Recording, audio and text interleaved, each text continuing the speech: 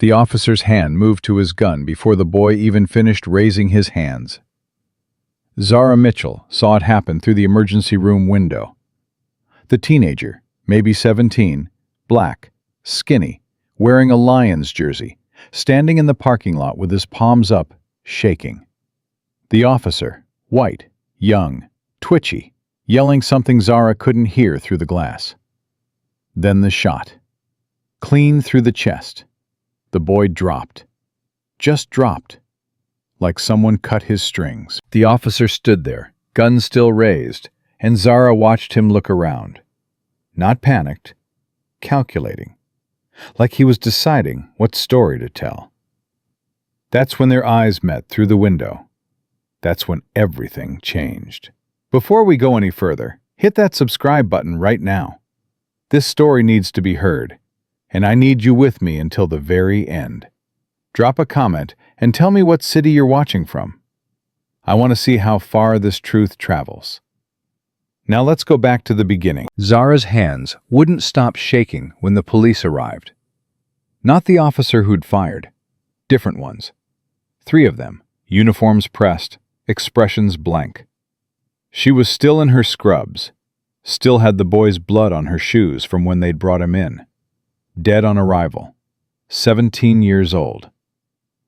Name was Marcus Deshaun Williams. Honor student. Church kid. Dead. Ma'am, we need you to come with us. I saw what happened. That boy had his hands up. We need your statement. They took her to Metro headquarters. Small room, concrete walls, metal table. 1 camera in the corner that probably didn't work. 2 detectives this time. Plain clothes. The older one placed a recorder on the table. State your name. Zara Mitchell. I'm a nurse at Detroit General. I was working when... How far were you from the incident? 50 feet. Through the window. I saw everything. What did you see? Zara took a breath. I saw a black teenager, approximately 17, standing with his hands raised above his head. I saw Officer Kyle Brennan approach with his weapon drawn. The boy didn't move. Officer Brennan fired 1 shot to the chest. Did you see what led to the confrontation? No, but I saw... So you don't know what happened before? I know the boy had his hands up when he was shot. The detective leaned back. Officer Brennan's report states the suspect reached for his waistband. That's a lie. You just said you didn't see what happened before. I saw his hands. They were up. They never moved. The second detective spoke, younger, harder eyes. Miss Mitchell, do you understand the seriousness of accusing a police officer of filing a false report? Do you understand the seriousness of murdering a 17-year-old boy? Silence. Then the older detective reached over and turned off the recorder. That's when Zara knew. Off the record, you need to think very carefully. Officer Brennan is decorated. His uncle is president of the police union. Thomas Brennan. You know that name? Everyone in Detroit knew that name. Thomas Brennan ran the union like a mob boss. Protected bad cops. Buried complaints. Made problems disappear. You're a single mother, correct? Zara's stomach dropped. What does that? Just establishing facts. You have a daughter. Amara, right? 9 years old. Franklin Elementary. Pretty girl. Don't. I'm not threatening anyone. I'm trying to help you understand. You make this accusation, it goes public. Your name, your address, everything. Your daughter's school. People start looking into your life. Is that what you want? I want to tell the truth. Think about it overnight. Come back tomorrow if you still feel that way. I want to give my statement now. Recorder's off, Miss Mitchell. Come back tomorrow. They didn't arrest her, didn't detain her, just escorted her out. Like she was the problem. Her phone rang before she reached her car. Unknown number. Hello? Heavy breathing. Deliberate. Then a voice. Male. Distorted. You should have listened. Who is this? Go home. Hug your daughter. Forget what you think you saw. Click. Zara stood in the parking lot and felt true fear for the first time since Amara's father had left 6 years ago. She drove home on autopilot. Cass corridor, 3rd floor, building that should have been condemned. But it was cheap. Cheap was all she could afford. Amara was asleep. Mrs. Chen from down the hall was on the couch. She go down okay? Like an angel. You look exhausted, Zara. Long shift. After Mrs. Chen left, Zara locked the door, checked it twice, went to Amara's room, watched her daughter sleep. 9 years old, 4th grade, straight A's, wanted to be a doctor, believed good people were rewarded and bad people were punished, still believed the world was fair. Zara went back the next morning, gave her full statement, on record, every detail. The detectives typed it up, had her sign it. We'll be in touch. 3 days later, it started. First call came at 2 a.m., unknown number. She didn't answer. It rang again at 3 a.m., again at 4 a.m. By 5 a.m., she turned off her phone. The next night, her car wouldn't start. She called a mechanic. He came, looked under the hood, showed her the cut fuel line. Someone did this on purpose. Can you fix it? I can, but you need to call the police. The police are the problem. The mechanic looked at her for a long moment. Then he fixed the fuel line and didn't charge her. Be careful. She started taking the bus, started looking over her shoulder, started sleeping with a knife under her pillow. A week after her statement, the brick came. She was at work. Amara was at Mrs. Chen's. The brick went through their kitchen window, shattered glass everywhere. Wrapped around it was a note. Keep your mouth shut, or next time we won't miss, Mrs. Chen called her, voice shaking. Zara, you need to come home. The police came, different officers. Took the brick, took the note, took pictures. Any idea who did this? Zara actually laughed. You're serious? Ma'am, we need to investigate all possibilities. I gave a statement about Officer Brennan shooting an unarmed teenager. 3 days later, my car's vandalized. A week later, a brick comes through my window with a threat. You tell me. We'll look into it. No, you won't. The officer's face went hard. Ma'am, I understand you're upset. Get out. They left. The brick went into evidence. The evidence disappeared. 2 days later, the detective called. Miss Mitchell, we reviewed the security footage. Unfortunately, the cameras weren't working that night. How convenient. Could have been random vandalism. This neighborhood... Zara hung up. That night, she sat Amara down. Baby, we need to talk. Amara looked up from her homework. Okay. Some people are upset with Mama because I told the truth about something bad I saw. If anyone you don't know ever approaches you, you run, you scream, you find an adult. Understand? What did you see, Mama? Something I had to tell the police about. Did you do the right thing? Yes. Then it'll be okay. Miss Patterson says doing the right thing is always worth it. Zara pulled her close, breathed in cocoa butter and childhood innocence. I hope she's right, baby. 2 weeks later, Amara came home crying. She'd been walking from the bus stop. 3 blocks she'd done 100 times. But this time, a car followed her. Black, big, tinted windows. When she walked faster, it sped up. When she stopped, it stopped. I was scared, Mama. I ran. You did exactly right. But Zara's hands were shaking. They knew where Amara went to school. They knew her route. They were watching her daughter. She called the police. They sent a patrol car. Black sedan, tinted windows. That's half the cars in Detroit. My daughter is 9. Someone followed her. Could have been coincidence. After everything else? Miss Mitchell, we can't investigate every car. I'd suggest being more careful about the accusations you make, for your daughter's sake. That night, Zara sat in the dark watching the street. At 2 a.m., the black sedan appeared, circled the block. Once, twice, 3 times. Then it parked across the street, engine running, lights off. Someone was watching.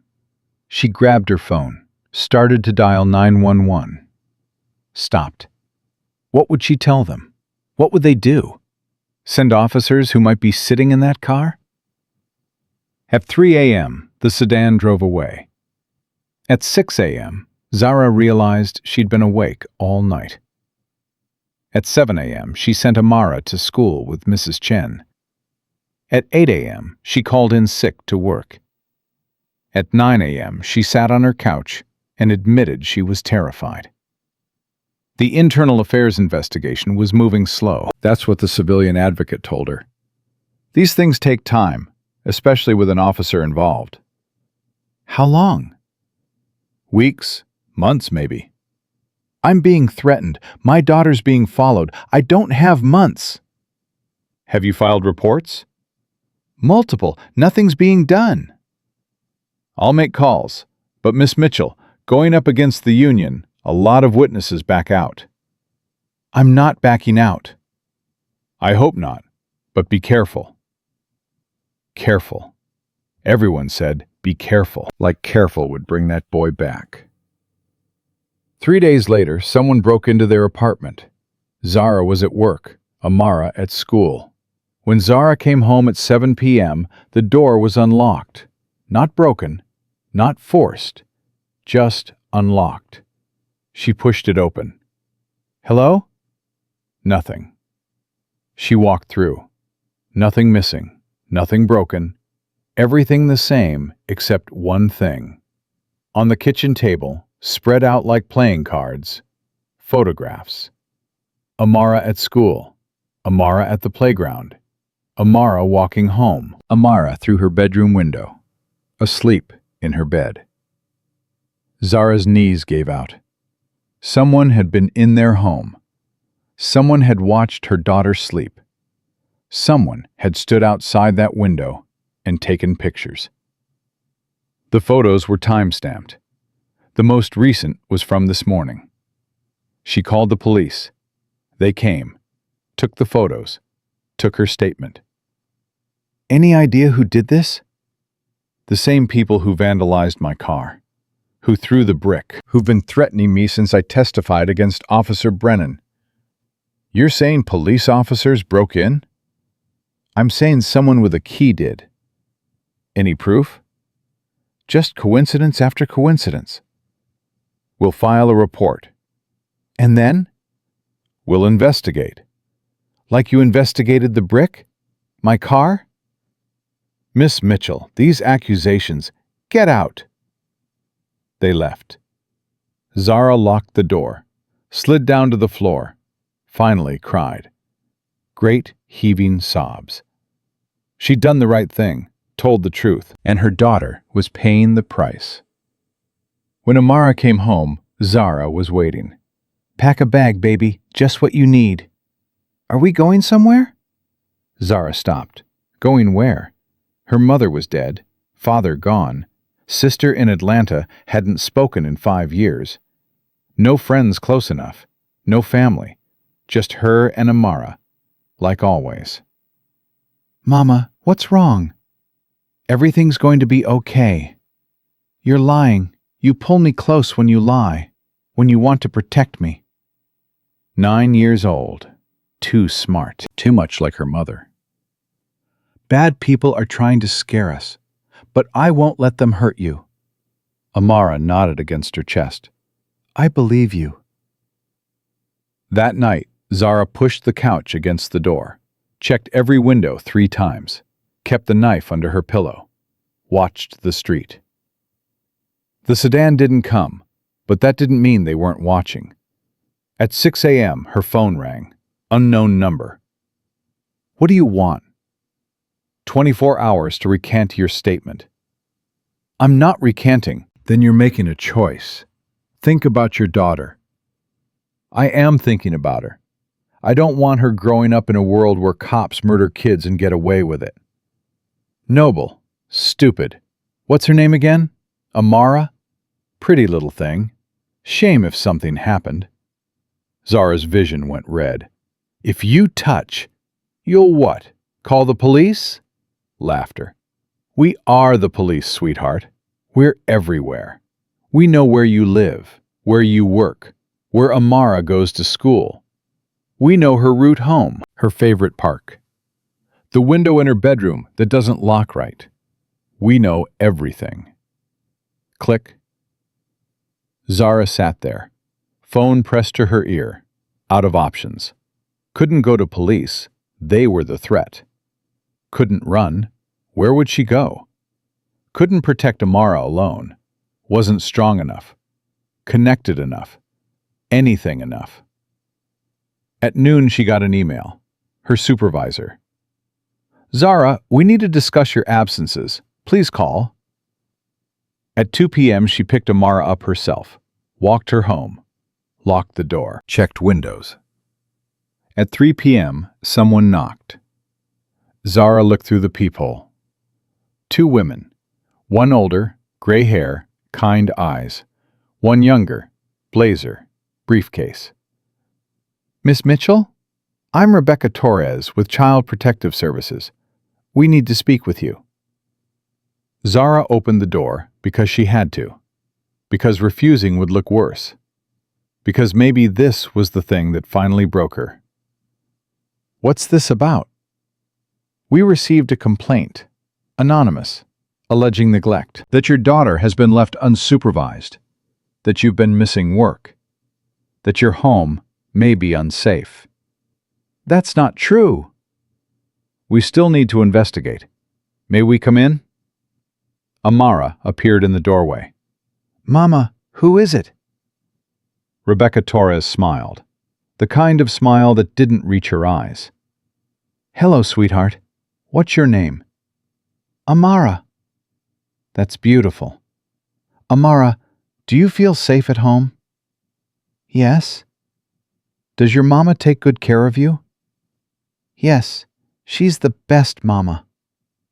I'm sure she is. Torres turned back to Zara. Miss Mitchell, we're going to need to do a home inspection. Schedule interviews with Amara's teachers, neighbors. Standard procedure. This is because of my statement about Officer Brennan. I don't know anything about that. I'm just following up on a complaint. Anonymous complaint. How convenient. Torres's face hardened. Miss Mitchell, I'd suggest you cooperate, unless you want this to become more complicated. After they left, Zara stood in her apartment and realized something. They weren't just trying to scare her anymore. They were trying to take Amara away. That night she couldn't sleep, couldn't eat, sat at her kitchen table staring at nothing. At 11 p.m., she saw a flyer someone had slipped under her door. Community meeting tomorrow night. Topic: Police accountability in Detroit. Speaker: Reverend James from New Hope Baptist. She almost threw it away. What good would a meeting do? But then she saw the small print at the bottom. Free legal consultation available. Maybe someone there could help. The next evening, she left Amara with Mrs. Chen and took the bus to New Hope Baptist. The basement was packed. Mostly black folks. Mostly older. All of them looking like they'd been through something. Reverend James spoke. Good man. Said the right things. Talked about justice and accountability and not giving up hope. Then he opened the floor. Anyone here dealing with police harassment, retaliation? Speak up. You're among friends.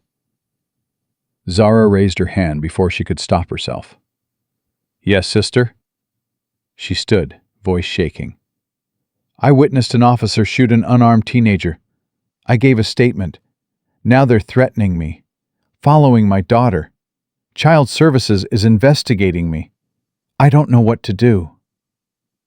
Murmurs rippled through the room. Sympathetic, angry, scared. Reverend James nodded. What's your name, sister? Zara Mitchell. Zara, we're going to help you. Anyone here know resources for? I know what they're doing to you. The voice came from the back, deep, rough. Everyone turned. A man stood up. Older, maybe late 50s. Black, tall, broad shoulders, head shaved clean, beard going gray, wearing a leather vest, patches on it, a motorcycle club. Zara's first thought was to sit down. Bikers, gang members, not people she needed. But the man walked forward. His eyes found hers, and something in those eyes made her stay standing. Marcus Washington. People call me Ghost. I don't need... You witnessed Officer Kyle Brennan shoot Marcus Williams. You gave a statement to Internal Affairs. 3 days later, your car was vandalized. Week later, brick through your window. Someone's been following your daughter. They broke into your apartment, left photos. Yesterday, Child Protective Services showed up. Zara's breath caught. How do you know all that? Because I've seen this playbook before. Thomas Brennan, the union president, he's Kyle's uncle. He protects his own. Witness intimidation, evidence tampering, he's done it 100 times. Who are you? Someone who can help. I don't need help from a biker gang. Ghost's expression didn't change. We're not a gang. We're a club. And we protect people the police won't. People the system forgets. Why would you help me? Because that boy who got shot? Marcus Deshaun Williams? That was my nephew's son. My family. And I know Kyle Brennan. I know what he is. The room went silent. Zara felt the floor tilt. You knew him? Knew him. Know him. Kyle Brennan has 3 excessive force complaints. 2 wrongful death settlements the city paid quietly. He should have been fired years ago. But his uncle protects him, buries the complaints, threatens the witnesses. Then help me expose him. I am. But first I need to keep you alive. You and your daughter. I don't want protection from what? Bikers? Criminals? Ghost stepped closer. Not threatening, just present. Lady, I'm a 60-year-old man who rides a motorcycle and runs a club that feeds homeless kids every Saturday. I'm a decorated Marine veteran. I own a construction company. I pay my taxes. And I've spent the last 20 years protecting people like you from people like Thomas Brennan. He pulled out a card, handed it to her. You don't have to trust me. But when they come for your daughter, and they will, you're going to need someone who can stop them. Police won't help you. Courts won't help you. System won't help you. But I will. Zara took the card, looked at it. Simple, just a name and number. I'll think about it. Don't think too long. You've got maybe 48 hours before they escalate. Escalate to what? Ghost's eyes were sad, old, like he'd seen this movie too many times. To taking Amara, emergency custody. Claim you're unstable, dangerous. By the time you fight it in court, weeks pass, maybe months. And in that time, you'll be alone, scared, pressured to recant. Most people break. I won't break. Everyone breaks eventually. Question is whether you have help when you do. He walked away. Zara stood there holding the card. Reverend James touched her arm. Ghost is good people, Zara. I know how he looks, how they all look. But the Hells Angels, they've helped more families in this city than the police ever have. Hells Angels? That's a gang. No, baby. That's a family. Zara went home, tucked Amara into bed, sat on her couch, looked at the card. Marcus Ghost Washington. One phone number. She didn't call. At 3 a.m., the black sedan came back. This time, it didn't just circle. It parked. Headlights off, engine running. Someone got out, walked up to her building, tested the front door. It was locked. The figure stood there for 5 minutes, then got back in the car and drove away. Zara sat in the dark, knife in her hand, phone in the other. Ghost's card on the table. 48 hours, he'd said. She had a feeling it would be less. Zara's fingers hovered over the phone. Ghost's card sat on the table beside her, edges already worn from how many times she'd picked it up and put it down. The sedan had driven away 20 minutes ago. Dawn was breaking. Amara would wake up in an hour, ask for breakfast, ask if she could go to school today, ask why Mama looked so tired. Zara picked up the card again. Marcus Ghost Washington. One number, one chance. One decision that would change everything. Or nothing. She dialed before she could stop herself. 3 rings. 4. Maybe he didn't answer at 5 a.m. Maybe this was stupid. Maybe... "This is Ghost." His voice was rough. Awake. Like he'd been expecting this call. "They came back." "I know. We've been watching." Zara's breath caught. "You've been what?" "We've had eyes on your building since the meeting. Saw the sedan. Saw the guy test your door." "You waited too long to call, Zara." "Don't tell me what They'll be back tonight. With a warrant. Emergency custody. Judge already signed it. Thomas Brennan has people everywhere, including family court." "How do you know this?" "Because I have people everywhere too. Difference is, mine actually give a damn." Ghost paused. "You've got maybe 12 hours. Pack what you and Amara need. Light, 1 bag each. We're moving you." "Moving us where?" "Somewhere they can't touch you. Somewhere we can keep you both safe while we build your case." "What case? I gave my statement. They buried it." "Then we dig it up. But first, I need you alive, so pack. I'll be there in 30 minutes. "Ghost, I don't even know you." "You know I'm the only option you've got left." He hung up. Zara sat there, phone still pressed to her ear. He was right. She hated that he was right. But she also hated that she was about to put her daughter's life in the hands of a biker she'd met once. She went to Amara's room. Her daughter was still asleep, curled around Mr. Fluffington, the stuffed rabbit Mrs. Chen had given her 3 Christmases ago. 9 years old, still believed in fairness, still thought Mama could fix everything. Zara packed quickly. Clothes, toothbrushes, Amara's homework, the photo album from Mama's funeral. Nothing else mattered. Amara stirred when Zara zipped the bag. "Mama? Hey, baby. Why are you packing? We're going on a trip." "Where?" "Somewhere safe." Amara sat up, rubbed her eyes. "Are the bad people coming back?" Zara knelt beside the bed. "Yes, but I won't let them hurt you. Some people are going to help us. The man I met at the church, Mr. Ghost. He and his friends are going to keep us safe." "The motorcycle men?" "Yes." "Are they scary?" "They look scary, but I don't think they are." "Like dragons," Amara said quietly. "Exactly like dragons." 28 minutes later, someone knocked. 3 times, pause, 2 times.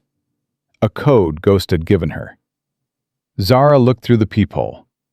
Ghost stood there with another man, younger, maybe 40, built like he could lift a car, both wearing leather vests with patches. She opened the door. "This is Diesel," Ghost said. "He's going to drive you." "I'll follow on my bike." "Where are we going?" "You'll see. Bring your daughter. We need to move. Now." Amara appeared behind Zara, clutching Mr. Fluffington, eyes wide. Diesel crouched down to her level. Hey there, what's your name? Amara. That's beautiful. I'm Diesel. I know I look big and scary, but I promise I'm nice. I have a daughter too. She's about your age. Her name's Sophie. You'd like her. Does she like rabbits? Diesel smiled. The expression transformed his face completely. She loves rabbits. That's a good one you've got there. His name is Mr. Fluffington. That's a very dignified name for a rabbit. Amara almost smiled. Almost. They went downstairs. A black van waited at the curb, engine running. Not a kidnapper van. A family van. The kind with car seats and juice stains. Mrs. Chen, Zara started. Already handled, Ghost said. Called her 20 minutes ago. Told her you had a family emergency. She thinks you're going to Atlanta to see your sister. I don't talk to my sister. She doesn't know that. And if anyone asks, that's your story. Family emergency. Atlanta. Back in a week. They got in the van. Diesel drove. Ghost followed on his motorcycle. Zara watched Detroit pass by through the window. Her city. Her home. The place she'd thought she'd raise Amara forever. Where are we really going? She asked Diesel. The compound. Club headquarters. It's in Black Bottom. Historic neighborhood. We own the whole block. You own a block? Club's been around since 1964. We bought properties when nobody else wanted them. Fixed them up. Now we've got housing, clinic, community center, everything. And we're going to live there? Until this is over, however long that takes. Amara pressed her face to the window. Mama, where's Atlanta? We're not going to Atlanta, baby. We're going somewhere else. Somewhere safe. But mister, Ghost said, that's what we tell people, so the bad people don't know where we really are. Amara processed this. So we're hiding? We're protecting ourselves. What's the difference? Zara looked at her daughter. 9 years old. Too smart. Hiding is when you're scared and alone. Protecting is when you have people helping you be safe. Oh, are Mr. Ghost and Mr. Diesel helping us? Yes. Then we're protecting ourselves. Exactly. The compound appeared after 30 minutes. Not what Zara expected. She'd pictured something run down, dangerous, covered in graffiti. Instead, she saw renovated brownstones, clean streets, gardens with actual flowers. Kids playing basketball in a lot. Old folks sitting on porches. This is Black Bottom? She asked. What's left of it, Diesel said. City destroyed most of it in the 60s. Urban renewal, they called it. We call it what it was. They pushed black families out, built highways through our neighborhoods, but we held on to this block, bought it back piece by piece. Now it's ours. He pulled into a lot behind a 3-story building. Brick. Solid. A mural on the side, bright colors, showing motorcycles and families, and Martin Luther King Jr. and Malcolm X. Ghost parked his bike, walked over. Welcome to the Hells Angels Detroit compound. Let's get you inside. The building was clean. Zara didn't know why that surprised her, but it did. Hardwood floors, windows that let in light, furniture that looked comfortable. Photos on the walls of club members, families, events. Not drugs, not guns. Just people. This is the common area, Ghost said. Kitchen's through there, bedrooms upstairs. You and Amara will have the second floor, front room, private bathroom, lock on the door. You can lock it whenever you want. Nobody comes in without your permission. Who else lives here? Depends. Usually just me and Sister Ruth. She runs the youth programs. But when we're protecting someone, we bring in whoever's needed. Right now that's Diesel, Doc, Prophet, and Bear. How many people are in this club? Detroit chapter? 43. But for this, I'm keeping it small. Too many people, too many chances for leaks. A woman appeared from the kitchen. Older, maybe 65, gray hair and locks, eyes that had seen everything. She wore a leather vest like the men, but hers had different patches. "You must be Zara. I'm Sister Ruth. Marcus told me about you and your daughter." Sister Ruth was a Black Panther in '68, Ghost said. Spent 2 years in prison for feeding kids breakfast. The government called it conspiracy. "The government calls everything conspiracy when black folks organize," Ruth said. She looked at Amara. "Hello, sweetheart. What's your name?" "Amara." "Beautiful name. Means eternal in Sanskrit. Your mama chose well." "I didn't know that," Zara admitted. "Most people don't. Come on, let me show you your room." They went upstairs. The room was bigger than Zara's apartment living room. 2 beds, a desk, windows with actual curtains, clean sheets. Everything simple, but there. "Bathroom's through that door," Ruth said. "Towels in the closet. Kitchen's always open. You cook, you clean up after yourself. Simple rules. We eat dinner together every night at 6. Everyone contributes. You're not a guest here, Zara. You're family now. Family works." "I don't know how to thank you." "Don't thank us yet. Wait until you see what we're asking you to do." After Ruth left, Amara sat on one of the beds, testing the mattress. "It's soft. Is it okay, baby, being here? Are the bad people going to find us?" "No. These people won't let them." "Promise?" Zara wanted to promise. Wanted to tell her daughter that everything would be fine. But she'd learned not to make promises she couldn't keep. "I promise I'll do everything I can to keep you safe." Amara nodded. That was enough. They unpacked. Not much to unpack. 1 bag each. Their whole life reduced to clothes and toothbrushes, and 1 photo album. Around noon, someone knocked. Ghost's code. 3, pause, 2. "Come in," Zara called. Ghost entered with another man.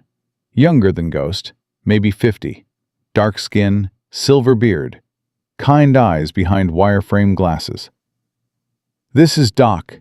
He's going to check you both out. Make sure you're healthy." "I'm a nurse. I can tell you we're healthy." "Humor me," Ghost said. "We need records. Everything documented. Every bruise, every threat, everything. When this goes to court, we need proof." Doc set down a medical bag. "I'm a paramedic. 20 years with Detroit Fire. Retired last year. This won't take long." He was gentle, professional. Checked their blood pressure. Looked at Amara's healing scrapes from playground falls. Took photos of everything with a camera that printed instant copies. "For the record," he said, writing notes in a leather journal. "Any threats or injuries since this started?" Zara told him. All of it. The calls, the vandalism, the break-in, the photos. "They showed you pictures of Amara sleeping?" "Through her bedroom window." Doc's jaw tightened. "I've seen this before. Thomas Brennan's playbook. He's been doing this for 30 years. You're not the first witness he's trying to break." "What happened to the others?" "Most recanted. Took money, disappeared. A few fought back." "What happened to them?" Doc didn't answer right away. "Some won. Most didn't. But those who won had help. They had us." After Doc left, Zara sat with Amara, reading through her homework. Math problems. Spelling words.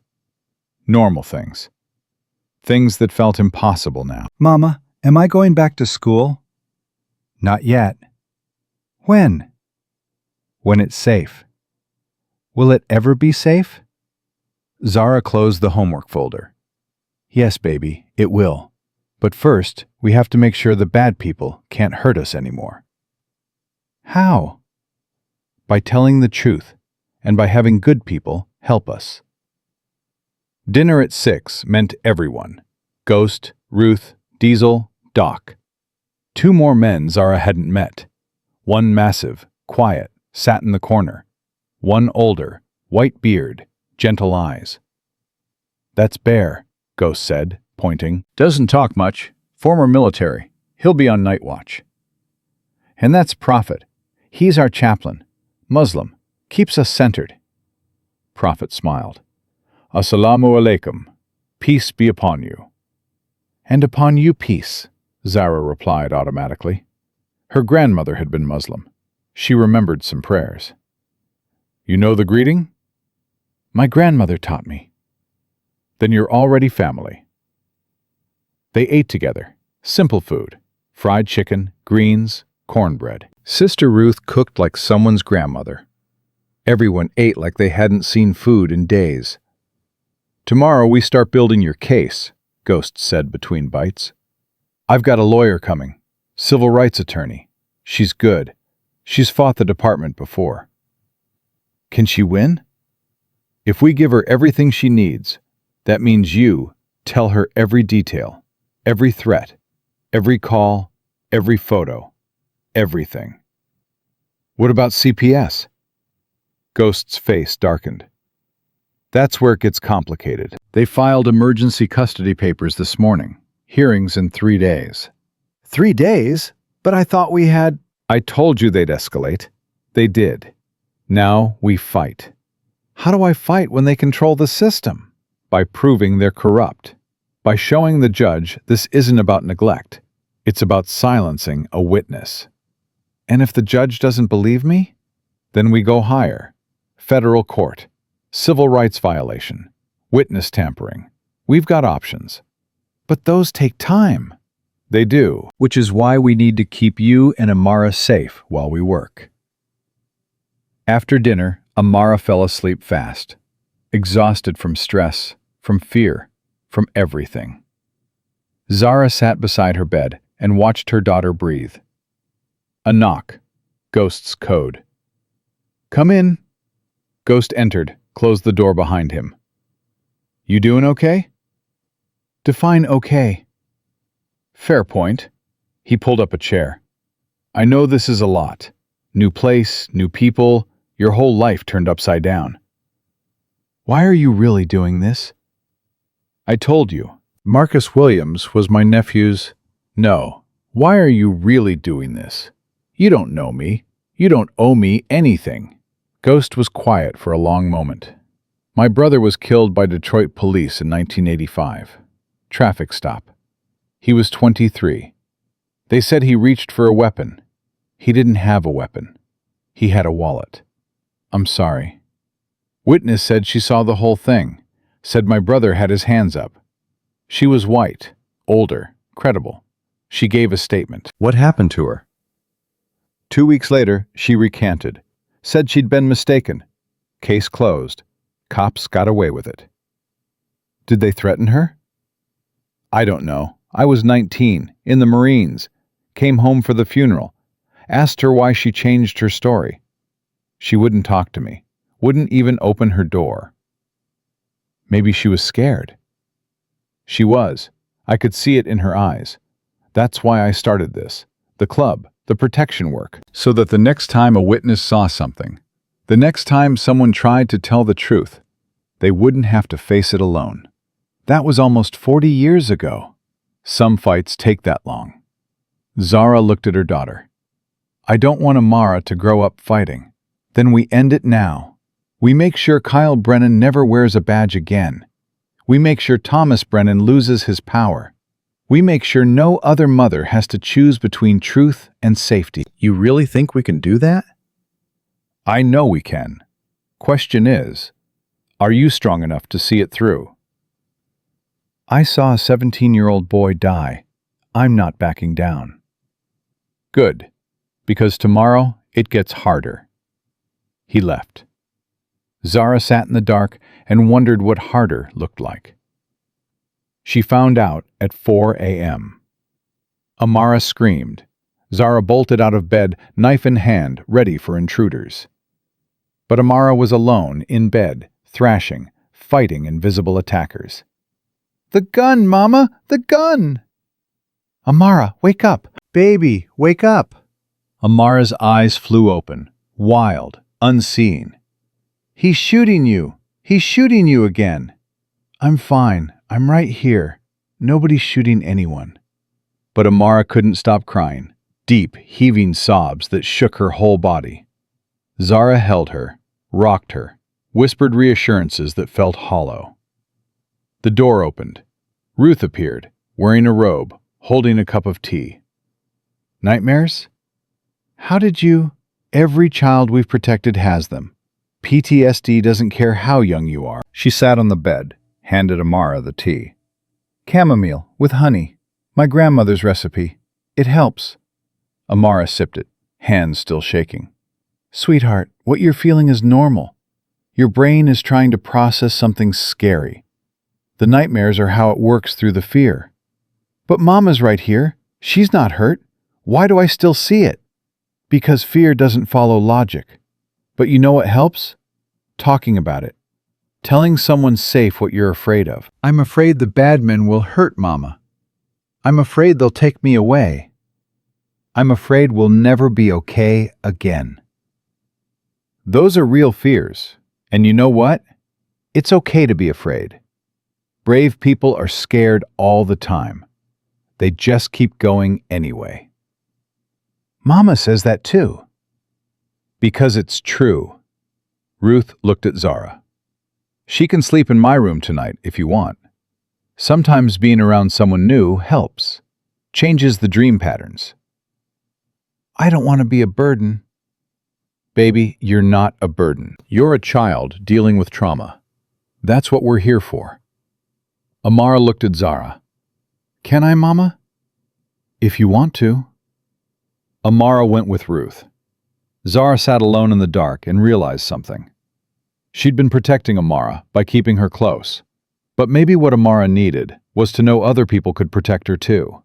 That Mama wasn't the only safe person left. Morning came too fast. 6 a.m., someone knocked. Not ghost's code, just regular knocking. It's open. Diesel entered with coffee. Ruth told me about last night. Wanted to check on you. We're fine. You're not, but you will be. He handed her the coffee. Ghost wants you downstairs at 8. Lawyer's coming. Also, something you need to know. What? The hospital called. They're terminating your employment. Effective immediately. Zara felt the floor drop. On what grounds? Excessive absences. Failure to report. They're saying you abandoned your position. I called in sick. I followed protocol. Protocol doesn't matter when Thomas Brennan tells them to fire you. He can do that? He's the union president. He's got connections everywhere. This is part of their strategy. Take away your income, make you desperate, force you to recant. I won't. I know, but you need to be ready for what's coming. They're going to attack everything. Your job, your housing, your character, your fitness as a mother. Everything. How do I fight that? You don't fight it alone. That's why you're here. The lawyer arrived at 8. Young, maybe 35. Black. Sharp eyes. Expensive suit that somehow didn't look out of place in a motorcycle club compound. I'm Jamal Brooks, civil rights attorney. Ghost called me about your case. They sat at the kitchen table. Zara told him everything, start to finish. The shooting, the statement, the threats, the vandalism, the break-in, the photos, CPS, everything. Jamal took notes on a legal pad. Didn't interrupt. Didn't judge. Just listened. When she finished, he was quiet for a moment. This is textbook witness intimidation. Federal crime. The question is, can we prove it? I have the note from the brick. The photos they left. Police have those, in evidence, which means they're probably gone by now. So we have nothing? We have your testimony. We have Doc's medical records. We have the pattern. 3 days between your statement and the first threat. Escalation that matches Thomas Brennan's known methods. We can build a circumstantial case. Circumstantial means not enough. Circumstantial means we need more. Ghost says he's working on that. Ghost, who'd been standing in the doorway, stepped forward. I've got people looking into Thomas Brennan's past cases. Other witnesses he's intimidated. If we can find them, get them to testify. They won't, Zara interrupted. If they recanted before, why would they talk now? Because you didn't recant. Because you're showing them it's possible to fight back. Sometimes all it takes is one person standing up to make others find their courage. And if they don't, then we find another way. The CPS hearing was in 3 days. 3 days to prepare. 3 days to find evidence. 3 days to build a case that could keep Amara safe. Zara spent those 3 days like a prisoner awaiting execution. Every hour dragged. Every minute felt like the last. Jamal prepared her testimony. Ruth worked with Amara, gentle therapy disguised as play. Ghost and his club worked angles Zara didn't ask about. On day 2, Diesel brought news. We found another witness, woman named Patricia Morrison, white, older. She testified against a cop in '95. Domestic violence case. Officer beat his wife. Patricia saw it, gave a statement. What happened? She recanted 2 weeks later. Officer walked. But I tracked her down. She lives in Ann Arbor now. I'm going to talk to her. Why would she talk to you? Because I'm going to tell her what Thomas Brennan did to you. And I'm going to ask her if he did the same thing to her. He left. Zara waited. He came back 6 hours later. His face said everything. She talked. She told me everything. Brennan sent people to her house, threatened her kids, followed her to work. She was a teacher. They complained to her principal, said she was unstable. She almost lost her job. So she recanted. Will she testify now? She's scared, but she said if you're willing to fight, she'll back you up. She's tired of being scared. How many others are there? We don't know, but we're looking. Day 3, the day before the hearing.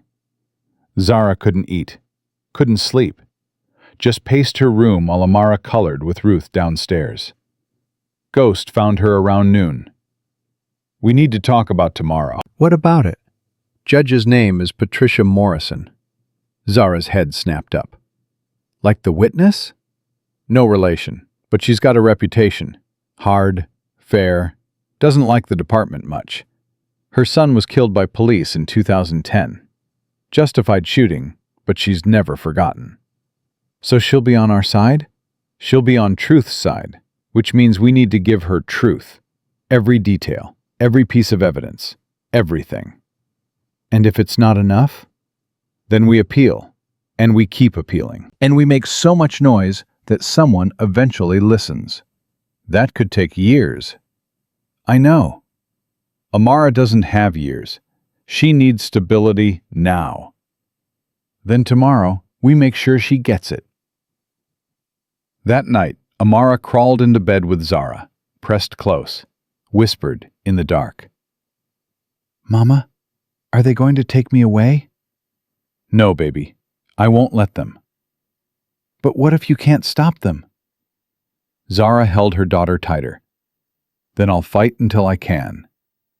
I don't want to be without you. You won't be, I promise.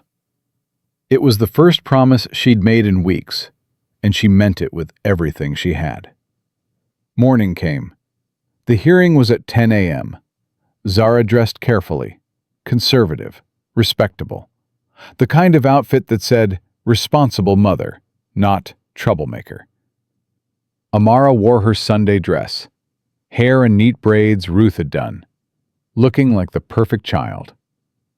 They rode to the courthouse in Diesel's van. Ghost followed.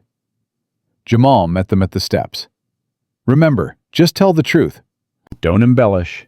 Don't get emotional. Just facts. I'll try. And Zara, we've got a surprise for the judge. Something that came in this morning. Something that changes everything. What? You'll see. They walked into the courtroom. Rebecca Torres was already there, the CPS worker who'd started all this.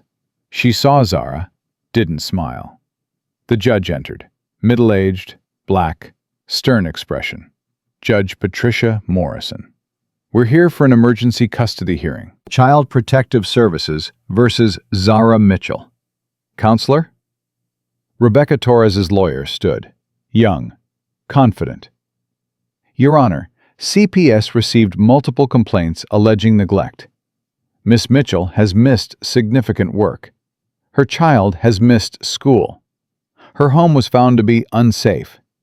We're requesting emergency custody, pending a full investigation. Miss Mitchell, you have representation? Jamal stood. Yes, Your Honor. Jamal Brooks, for the defense. And we have evidence this petition is not about neglect. It's about witness intimidation. The judge's eyebrows rose.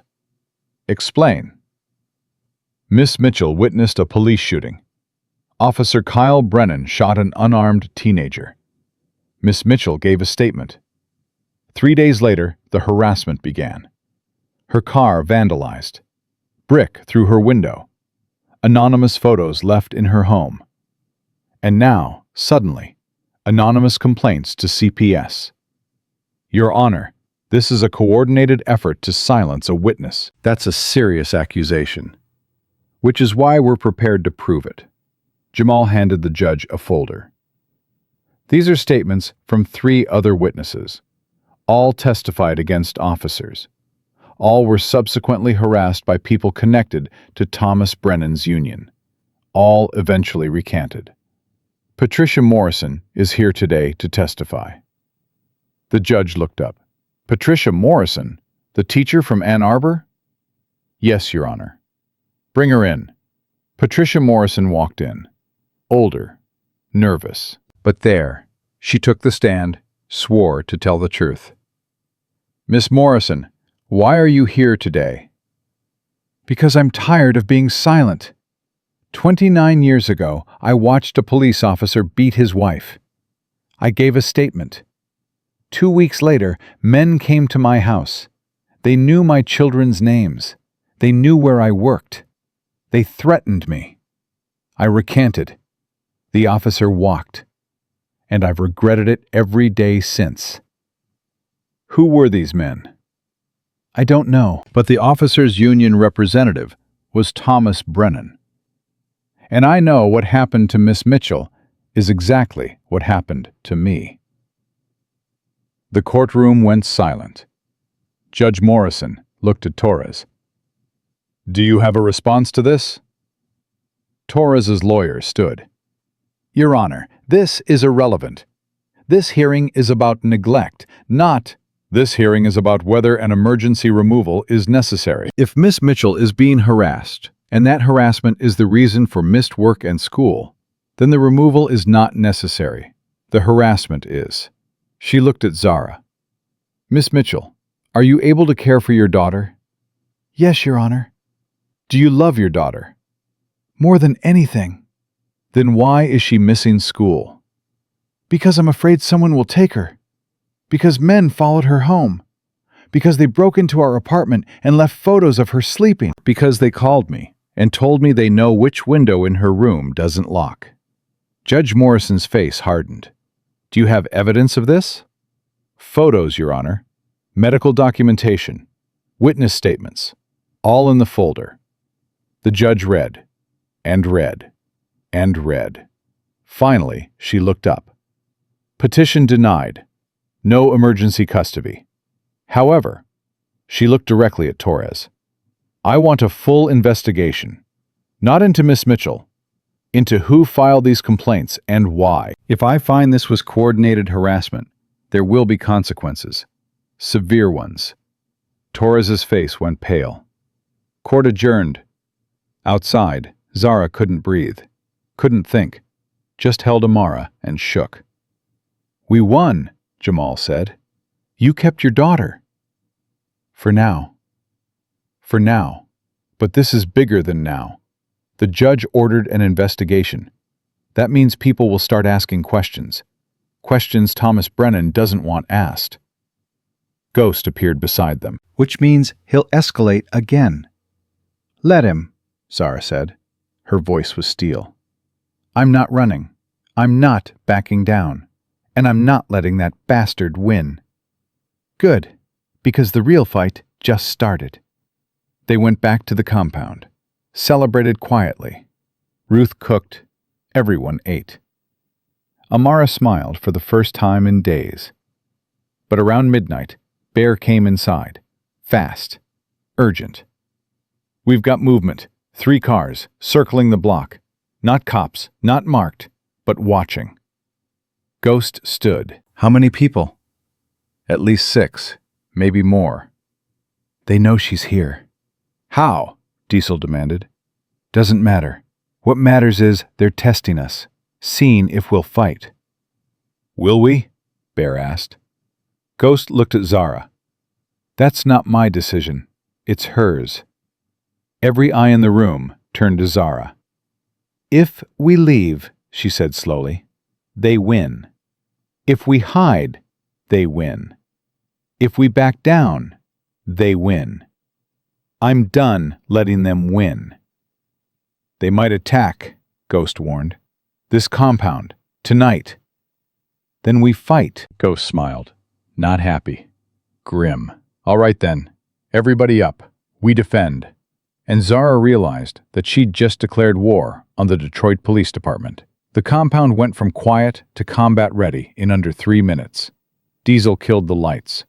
Prophet positioned himself by the front windows. Bear disappeared upstairs, probably to high ground. Ruth grabbed Amara, moved her to the back room, the one with reinforced walls and no windows. Mama? Amara's voice was small. Stay with Miss Ruth, baby. I'll be right here. Ghost pulled Zara aside. You need to be in the back room too. No. Zara, you're what they want. You're safest. I said no. I'm not hiding while other people fight for me. You have a daughter who needs you alive. She needs me brave. She needs to see that we don't back down.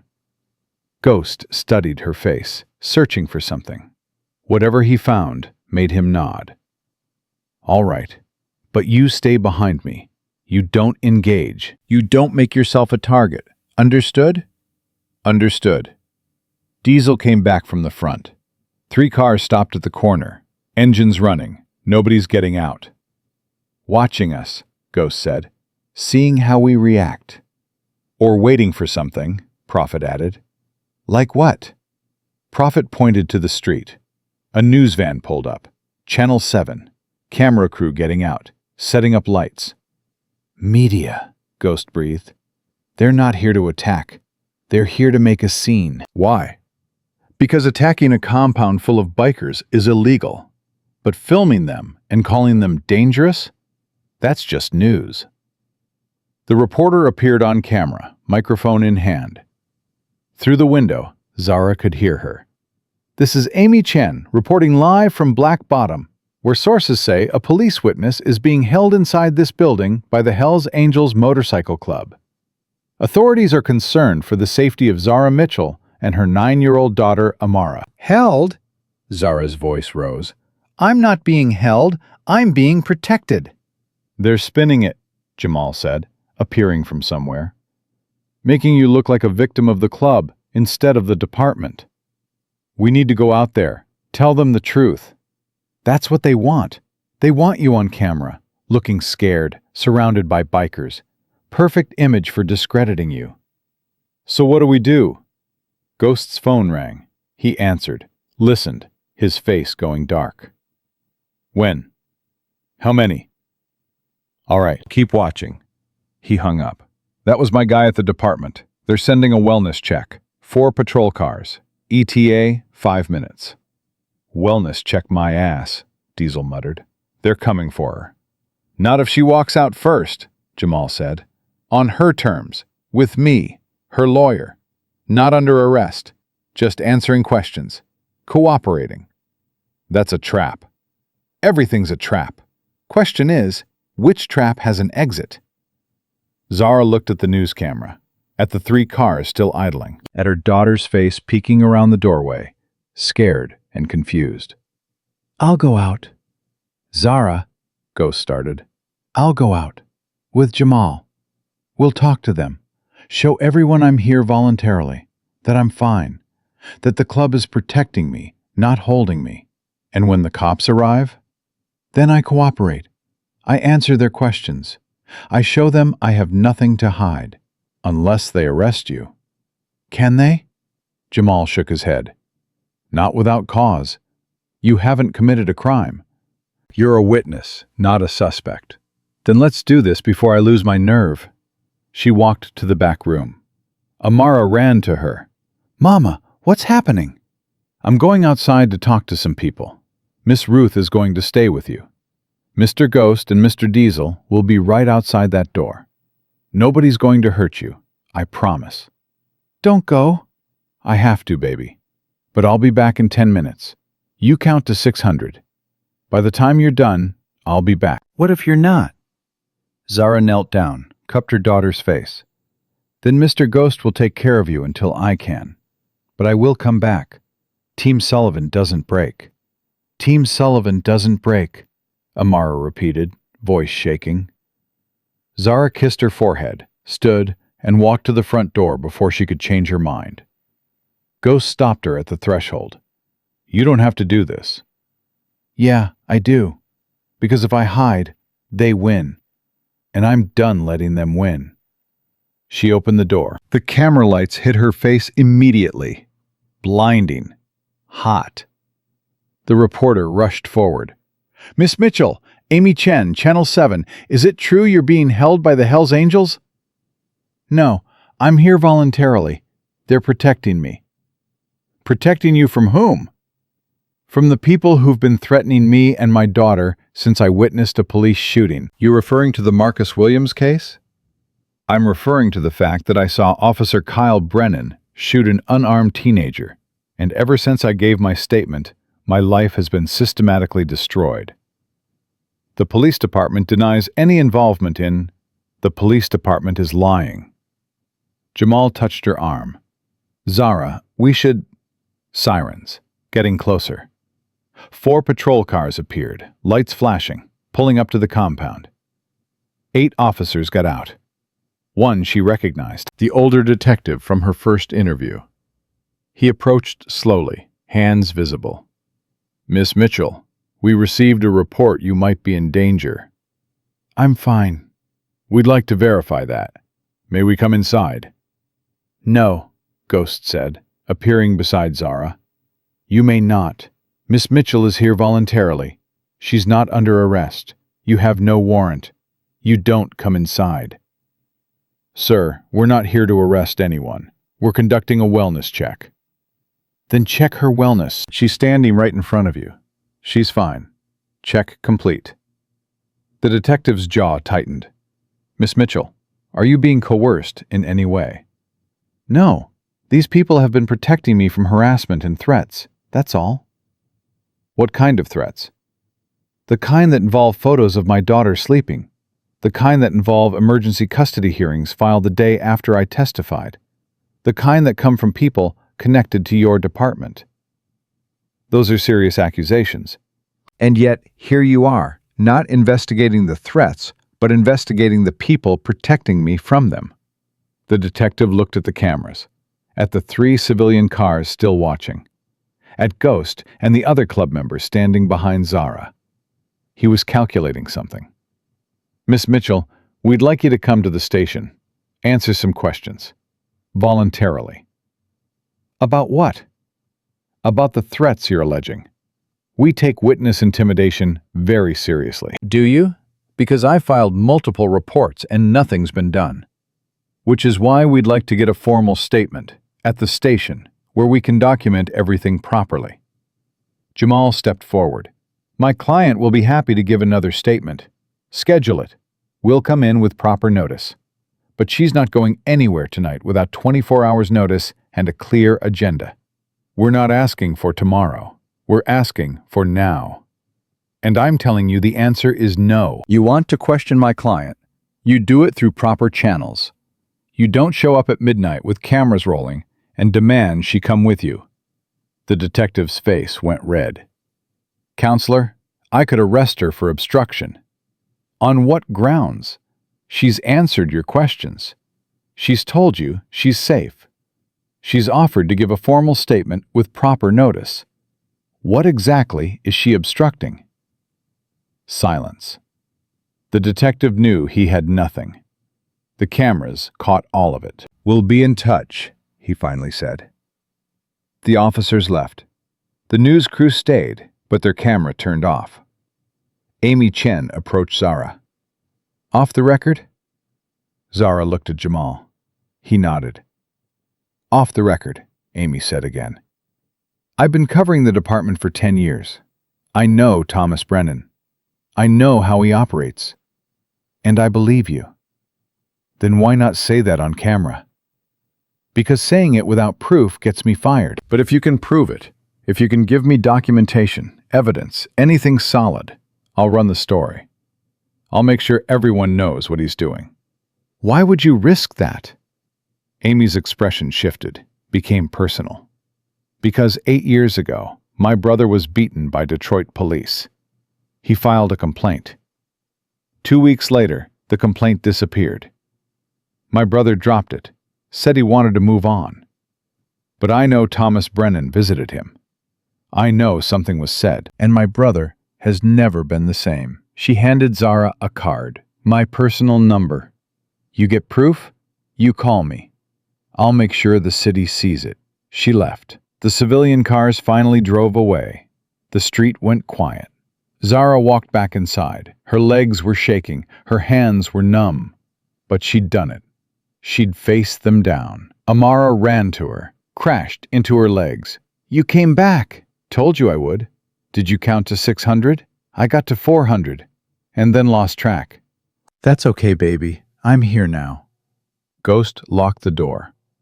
That was brave. And stupid. But mostly brave. "Did it work?" "You told your story on camera. You showed you're here voluntarily. You exposed their tactics. Yeah, it worked. For now. What happens next?" "They'll regroup, try something else. But we bought time." Ruth appeared with tea. "Amara, honey, let's get you back to bed." "I'm not tired." "I know, but your mama needs to talk to the grown-ups for a bit. And you need to rest." After Amara left, everyone gathered in the kitchen. Ghost, Diesel, Bear, Prophet, Doc, Ruth, Jamal. All of them looking at Zara. "What?" she asked. "You just went on camera and accused the Detroit Police Department of witness intimidation," Jamal said. "That's not something you walk back from." "I don't want to walk back." "Good, because now we have to prove it. Everything you said out there, we need evidence for. Documentation, witnesses, paper trail, everything." "We have 3 witnesses," Ghost said. "Patricia Morrison testified. There are 2 others willing to talk. 3 isn't enough. Not against Thomas Brennan. We need more." "How many more?" 10, 20, however many it takes to show a pattern. "That could take months." "Or it could take days if we get lucky." Jamal pulled out his laptop. "I've been researching Brennan's cases. In the last 30 years, he's represented officers in over 200 complaints. That's abnormally high. But what's more interesting is what happened to the complainants. Most dropped their cases. Most within 2 weeks of filing. That's the pattern." "Right. So we contact them. All of them. We ask if they were threatened, if they were harassed, if they were paid off. Some will talk, some won't. But if even 10% talk, that's 20 witnesses. That's a federal case." "How long will that take?" "We start tomorrow. I've got investigators ready. We divide the list. We work fast." Ghost's phone buzzed. He looked at it, frowned. "We've got a problem." "Another one?" Channel 7 just posted the video online. It's going viral. 500,000 views in 20 minutes. Is that good or bad? Depends. It means people are paying attention. But it also means Thomas Brennan knows exactly where you are and what you said. He'll respond. And when he responds, it won't be quiet. He was right. At 2 a.m., Zara's phone rang. Number blocked. She answered anyway. What do you want? You made a mistake going on camera. The voice was different this time. Not distorted, not disguised. An older man. Confident. Powerful. Who is this? Thomas Brennan. I think it's time we talked. Zara's blood went cold. She looked at Ghost, mouthed the name. His face went hard. We have nothing to talk about. We have everything to talk about. You're accusing my officers of crimes they didn't commit. You're defaming the department. You're hiding in a criminal compound with a motorcycle gang. I'm protecting my daughter from people you sent. I sent no one, but I can't control what upset citizens do when they hear someone's trying to destroy a good cop's career. Kyle Brennan shot an unarmed teenager. Kyle Brennan defended himself against a suspect who reached for his waistband. You were 50 feet away, behind glass, in a moment of chaos. You were mistaken. I wasn't mistaken. Then you're lying. Either way, you need to recant your statement. For your own good. For your daughter's good. Is that a threat? It's advice. From someone who's seen this play out before. You can't win. You don't have the resources. You don't have the power. You don't have the system. All you have is a bunch of bikers and a lawyer who's in over his head. And the truth. Thomas Brennan laughed. The truth? Miss Mitchell, the truth is what I say it is. I've been doing this for 30 years. I've buried better witnesses than you. I've protected better officers than Kyle. And I've never lost. Not once. There's always a first time. No, there isn't. Because I make the rules. I know the judges. I own the police union. I have the politicians. What do you have? I have people who believe me. People who believe you won't stop a judge from dismissing your testimony. Won't stop CPS from taking your daughter. Won't stop the city from destroying you financially, professionally, emotionally. You'll have nothing left. And for what? A dead kid who is probably guilty anyway? Zara's hand tightened around the phone. His name was Marcus Deshaun Williams. He was 17. He was an honor student, and he had his hands up when your nephew murdered him. Silence on the other end. When Brennan spoke again, his voice was ice. You just made this personal. That was a mistake. You made it personal when you threatened my daughter. I didn't threaten anyone. But if something happens to your daughter, if she gets hurt, if she ends up in foster care, if she grows up without a mother, that's on you. You could have walked away. You could have stayed quiet. You chose this. Yeah, I did. And I'll keep choosing it until you and your nephew are both behind bars. We'll see about that. He hung up. Zara set down the phone. Her whole body was shaking. He called you directly, Ghost said. That's desperation. He's worried. He didn't sound worried. He sounded confident. He's bluffing. Men like Thomas Brennan, they rule by fear, by making you think they're invincible. But nobody's invincible. Everybody has a weakness. What's his? His ego. He just told you he's never lost. That means he'll take risks to keep that record. He'll get sloppy, and when he does, we'll be ready. Doc entered the kitchen. We've got another problem. I just got a call from a friend at Detroit General. They're claiming Zara stole medication, filed a report with the DEA. I didn't steal anything. I know, but they're saying you signed out pain meds for patients who don't exist. 50 doses of OxyContin over 6 months. That's impossible. I don't even work in areas that dispense controlled substances. They have your signature, electronic records, timestamps, everything. Then they faked it. Of course they faked it. But proving it will take time. And in the meantime, you've got a DEA investigation. If they charge you, that's a felony. That's prison time. That's definitely losing custody of Amara. Zara felt the walls closing in. Job gone. Home gone. Now her freedom threatened. How do we fight this? We prove the records are fabricated, which means we need an expert. Someone who can analyze electronic signatures, audit trails, access logs. Someone who can show these entries were made by someone else. How long will that take? Days, maybe weeks. We don't have weeks. Ghost stood. Then we do what we've always done. We fight dirty. What does that mean? It means Thomas Brennan just opened a new front. So we open one too. We go after his family, his business, his reputation. We make him defend himself instead of attacking you. How?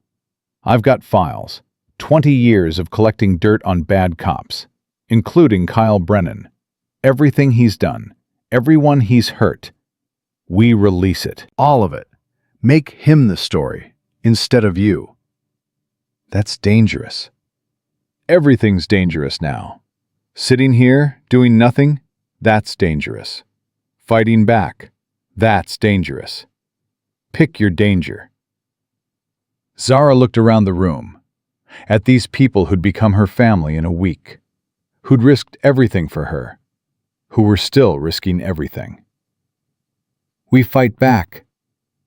Ghost smiled. Good. Doc, call your expert. Tell him it's urgent. Jamal, start contacting those witnesses. Ruth, keep Amara calm. Diesel, I need you to make some deliveries. What kind of deliveries?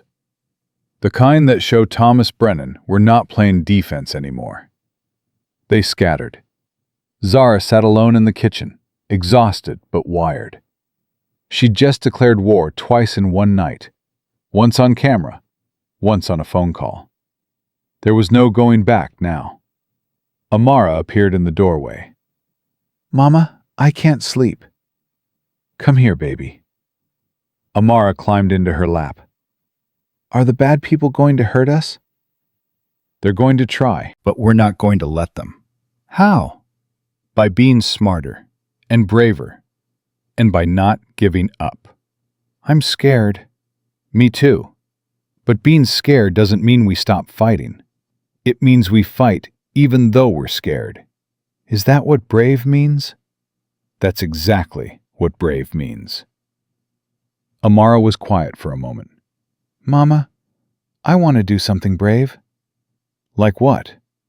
I want to tell people what happened. The truth. Like you did. Baby, you don't have to. But I want to. I want to tell them about the man following me. About the picture in my backpack. About everything. So people know you're not lying. Zara's throat tightened. That's very brave. But you're 9 years old. Nobody should ask you to do that. Nobody's asking. I'm saying. I want to help. Zara held her daughter close. 9 years old and already understanding that silence was complicity. That watching wrong and doing nothing made you part of the wrong. Okay, but only if you're ready. And only with Dr. Ruth there to help you. Deal? Deal. Morning came fast. Too fast. At 7 a.m., Jamal gathered everyone. I've made contact with 12 former complainants. 8 agreed to talk. 4 said no. The 8 are willing to give statements about harassment they experienced after filing complaints against officers. 8 witnesses, Ghost said. That's enough for a pattern. It's enough to get the FBI interested, which I did. I called a friend at the Detroit field office. She's willing to look at what we have. When? This afternoon. She's coming here. FBI comes to the compound. That'll make the news. Good. Let them see we're serious. Let them see this is bigger than one witness. Around noon, Ruth sat with Amara. Gentle conversation. Art therapy. talking about feelings. "Sweetheart, your mama tells me you want to tell your story. Is that true?" "Yes." "That's very brave. But I need you to understand something. Telling your story means people will ask you questions. Some of those questions might be hard. Some might make you remember scary things. Are you ready for that?" "I don't know, but I want to try." "Okay, let's practice. I'm going to ask you some questions. If any of them are too hard, you tell me to stop. Deal?" "Deal." Ruth pulled out a notepad. "Can you tell me about the day someone followed you home from school?" Amara's face went serious. "I was walking from the bus stop, 3 blocks like always. But this time, there was a car. Black. Big. It drove slow beside me. What did you do?" "I walked faster, but it sped up. So I stopped, and it stopped too." "Were you scared?" "Yes. I thought they were going to take me." "What happened next?" "I ran. I ran all the way home, and the car didn't follow anymore. But I told Mama, and she got really scared." "Did you see who was in the car?" "No, the windows were too dark." Ruth wrote everything down. "You're doing great, Amara. One more question. Someone put a picture in your backpack. Can you tell me about that?" Amara nodded. "It was in my library book. A picture of me on the swings. And on the back it said, 'Pretty girl.' How did that make you feel?" "Scared, because I didn't know who took it. And they got close enough to put it in my backpack. That means they touched my stuff." "That's exactly right. And you told your mama?" "Yes, and she got even more scared." That's when we left our house. Ruth set down the notepad. "Amara, you just did something very brave. You told the truth, even though it was hard. Even though it made you remember scary things. That's what heroes do." "I'm not a hero." "Yes, you are. You're protecting your mama by telling the truth. That's the bravest thing anyone can do." The FBI agent arrived at 3 p.m. Young, maybe 35. Black, female. Sharp eyes that missed nothing. Her name was Special Agent Nicole Carter. "Mr. Brooks," she said, shaking Jamal's hand, "you said you had evidence of systematic witness intimidation by the Detroit Police Union?" "We do. 8 witnesses prepared to testify. Documented threats. Pattern of harassment spanning 30 years. All connected to Union President Thomas Brennan." "That's a serious accusation." "Which is why we're bringing it to you instead of local authorities." Agent Carter sat down, pulled out her own notepad. "Walk me through it. Start from the beginning." Zara told her story. Again. Every detail. The shooting, the statement, the threats, the harassment, all of it. The agent listened without interrupting. When Zara finished, Carter turned to Jamal. "The other witnesses?" "All available to give statements. All with similar stories. Officer misconduct, they report it, they get harassed, they recant. Some were paid off, some were threatened. All of them were scared into silence." "And you believe Union President Thomas Brennan orchestrated this?" "We know he did. He called Miss Mitchell directly last night, told her to recant, threatened her daughter. We have the phone log." Agent Carter's eyebrows rose. "He called you?" "Around 2 a.m., blocked number, but he identified himself." "Did you record it?" "No, but I have witnesses who heard it on speaker."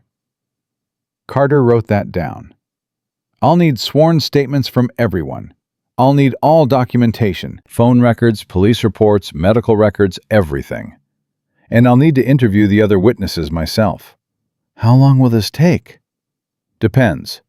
If what you're telling me is true, if Thomas Brennan has been systematically intimidating witnesses for decades, that's a federal civil rights violation. That's a major case. But building it will take time." "How much time?" "Months, maybe longer." Zara's heart sank. I don't have months. He's trying to take my daughter now. I understand, but federal cases move slowly. We have to build an airtight case before we make any moves. And in the meantime? In the meantime, you stay safe. You document everything. And you don't engage with Thomas Brennan or anyone connected to him. Little late for that. I already went on camera. I saw. That was brave. And stupid. You painted a target on yourself. The target was already there. Fair point. Carter stood. I'll be in touch. Keep documenting. Keep safe. And if Thomas Brennan contacts you again, record it. We need his voice making threats. She left. Zara sat in the kitchen and felt the weight of everything pressing down. Months, she said quietly. She said months. That's how the system works, Jamal replied. Slow, methodical, fair. Fair would be arresting Thomas Brennan tonight. Fair would be arresting him with enough evidence that he never gets out. That takes time. Ghost entered. We don't have time. I just got word. Kyle Brennan's lawyer is holding a press conference tomorrow, noon. He's going to accuse Zara of fabricating her testimony. They're going after her credibility. Let them. We have 8 witnesses. 8 witnesses nobody knows about yet. He's controlling the narrative. We need to control it back. How? We hold our own press conference, tonight. All 8 witnesses. Live stream. Show the city this isn't one person. It's a pattern. It's a system. Jamal shook his head. That's premature. We haven't vetted all their stories. We haven't prepared them for cross-examination. If they say something wrong, something contradictory, it destroys our credibility. And if we wait, Kyle Brennan's version becomes the truth. They argued back and forth. Zara listened, exhausted. Everyone had opinions. Everyone had strategies.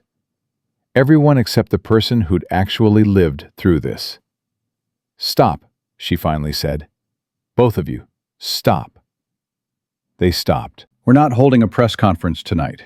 We're not rushing. But we're not hiding either. Tomorrow, when Kyle Brennan's lawyer talks, I'll be there, in the audience, on camera. And when he's done lying about me, I'll stand up and tell my truth, in front of everyone. That's what I'm doing. You can help me or not, but I'm done letting other people tell my story. The room went silent. Ghost smiled. All right then. Tomorrow we make some noise. That night, Zara couldn't sleep. Tomorrow would change everything, for better or worse, she didn't know.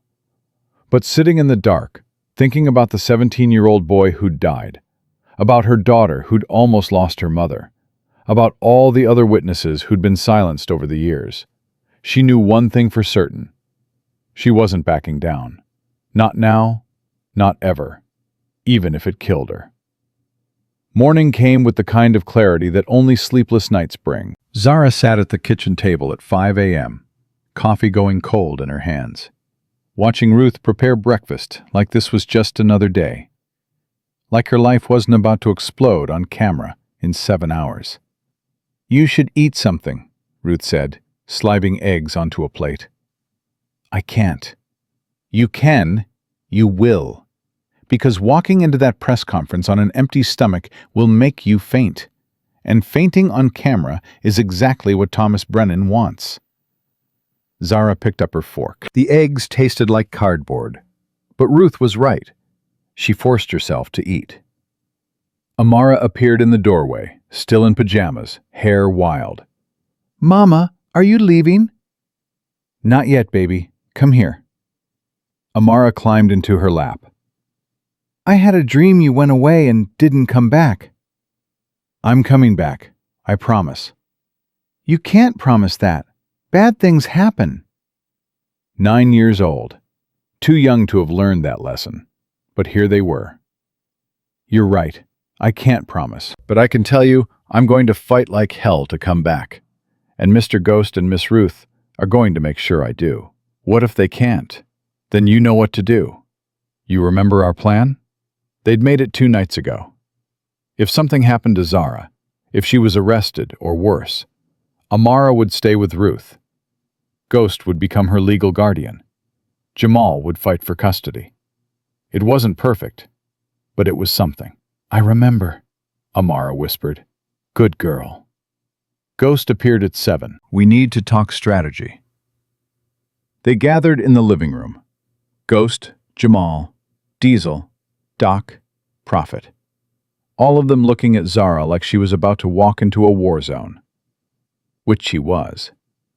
The press conference starts at noon, Jamal said. Kyle Brennan's lawyer, Richard Morrison, is smart. He's going to paint you as unreliable. Single mother, struggling financially, history of desperation. He'll say you're making this up for attention, maybe for money.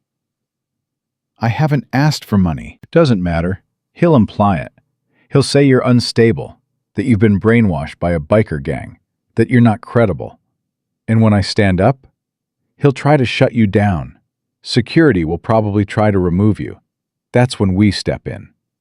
How? Ghost leaned forward. Diesel will be there. Prophet, too. When you stand up, they stand up with you. They create a distraction. Give you time to speak before anyone can stop you. And if Morrison doesn't let me speak, then you speak louder. You make him look like he's afraid of you. Which he is. What about Kyle Brennan himself? Will he be there? Probably, standing behind his lawyer, looking like the victim, playing the persecuted cop. Zara's hands clenched. I want to look him in the eye when I tell the truth. You will, but Zara, you need to be ready for what happens after. Morrison's going to hit back. Hard. The department will issue statements. Thomas Brennan will respond. This will get ugly. It's already ugly. It's about to get worse. They left at 11. Diesel drove. Prophet rode shotgun. Zara sat in back with Ghost and Jamal. Amara stayed behind with Ruth and Bear, locked in the compound, safe. The press conference was at police headquarters. Outside, news vans lined the street. Reporters checking equipment. Cameras on tripods. A small stage set up with a podium and microphones. There, Diesel pointed. Kyle Brennan stood off to the side, uniform pressed, face carefully neutral. 26 years old, white, average height. The kind of face you'd forget 5 minutes after seeing it. Except Zara would never forget it. Would see it every time she closed her eyes. The moment his finger pulled the trigger. The moment Marcus Williams fell. I want to throw up, she said quietly. Don't, Ghost replied. Breathe. You've got this. They found seats near the back, close enough to see, close enough to be seen. Zara counted the cameras. 7 news stations, plus phones recording from the crowd. Whatever happened here would be everywhere within minutes. At noon exactly, Richard Morrison stepped to the podium. Expensive suit, gray hair, the face of respectable authority. He spoke like a man used to being believed. Thank you all for coming. I'm here today representing Officer Kyle Brennan, a decorated member of the Detroit Police Department who has been falsely accused of misconduct. 3 weeks ago, Officer Brennan responded to a call about a suspicious person in the parking lot of Detroit General Hospital. Upon arrival, he encountered Marcus Williams, who matched the description. Officer Brennan gave multiple commands. Mr. Williams reached for his waistband. Fearing for his life, Officer Brennan discharged his weapon once, striking Mr. Williams in the chest. This was a textbook defensive shooting. Zara's vision went red. Textbook. Like killing a 17-year-old was just procedure. Morrison continued. Unfortunately, a hospital employee, Zara Mitchell, claims she witnessed the incident and that Officer Brennan shot an unarmed, compliant teenager. This claim is false. Miss Mitchell was approximately 50 feet away, behind glass, in a moment of high stress.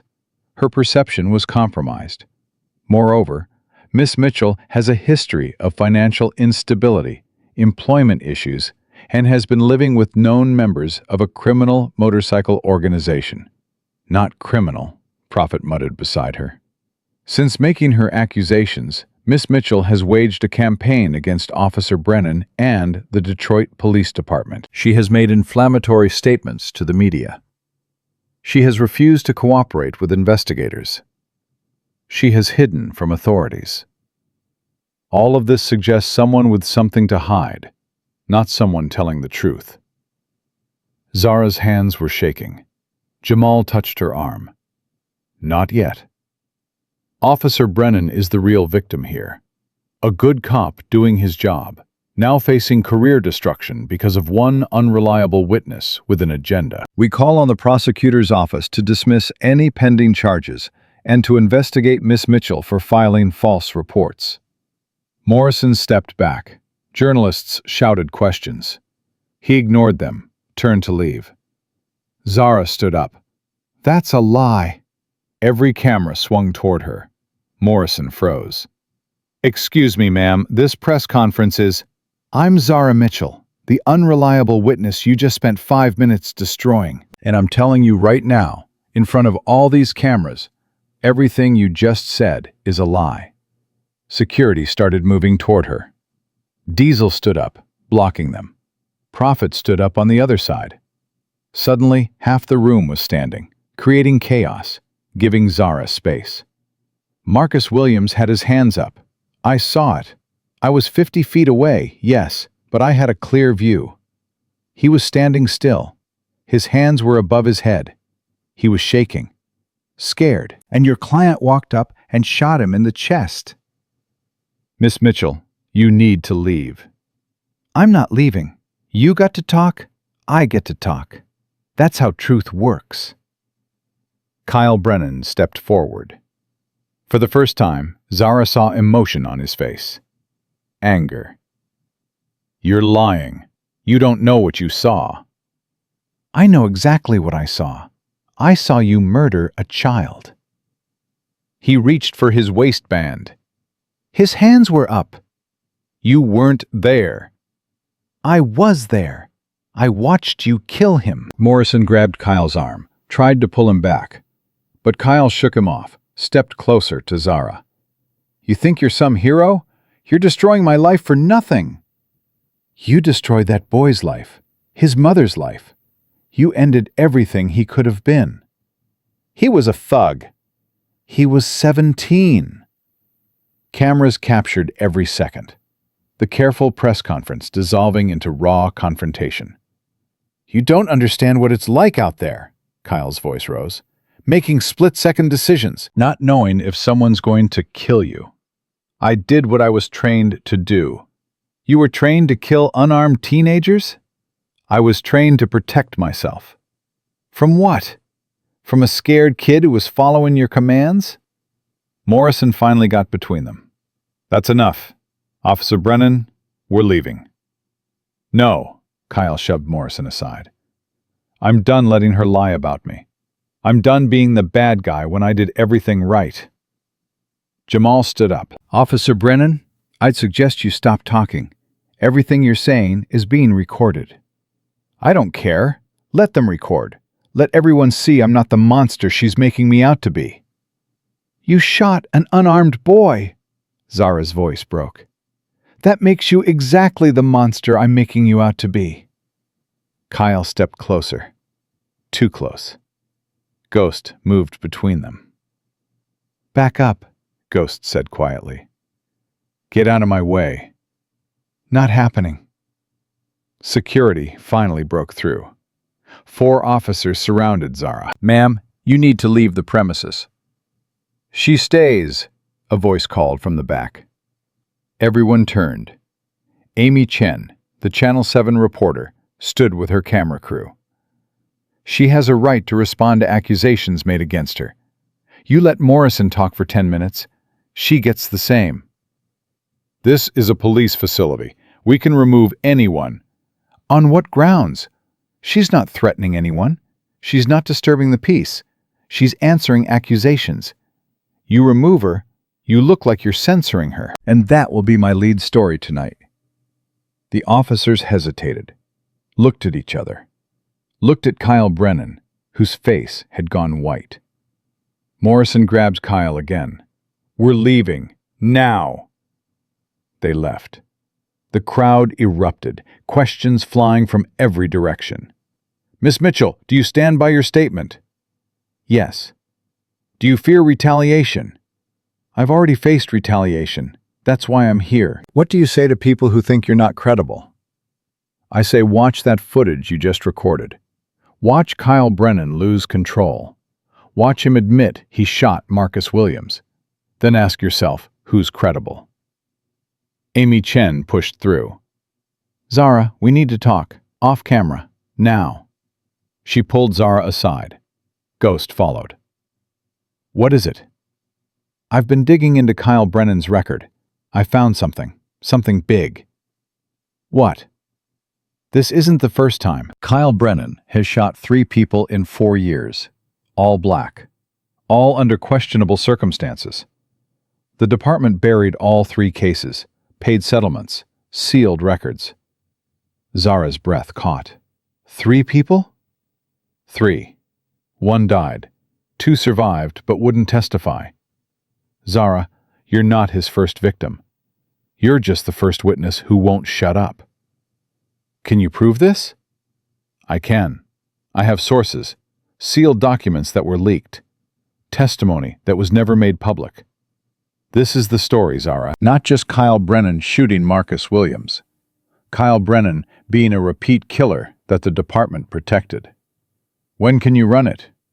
Tonight, 6 o'clock news. But I need you to go on camera. Tell your story. The whole story. Give me an interview. Jamal? Zara looked at her lawyer. He nodded. Do it. This changes everything. If Kyle Brennan has a pattern, that's evidence. That's motive. That's the department knowingly protecting a dangerous officer. Ghost? Your call. But I think you should. Zara looked at Amy. Let's do it. They filmed right there, in the parking lot. Cameras still set up from the press conference. Amy asked questions. Zara answered. Every detail. Every threat. Every moment of fear. The photo in Amara's backpack. The break-in. The phone call from Thomas Brennan. Thomas Brennan called you directly? At 2 a.m. Told me to recant. Threatened my daughter. Did he explicitly threaten her? He said if something happened to her, if she got hurt, it would be my fault for not staying quiet. That's witness intimidation. That's exactly what it is. They filmed for an hour. When they finished, Amy looked at her footage. This is going to blow up. You know that, right? I hope so. Zara, I need you to understand something. When this airs, there's no going back. Thomas Brennan will come for you with everything he has. Kyle Brennan might too. The department will circle wagons. This will get dangerous. It's already dangerous. It's about to get deadly. They left before anyone could stop them. Back in the van, Zara's phone rang. Agent Carter. I saw what just happened. That was reckless. That was necessary. You may have just compromised the federal investigation. Everything you said on camera, they'll use against you. I don't care. People need to know the truth. The truth doesn't matter if you're dead, Miss Mitchell. The line went dead. Zara looked at Ghost. She's right. This just got more dangerous. Yeah, but you did the right thing.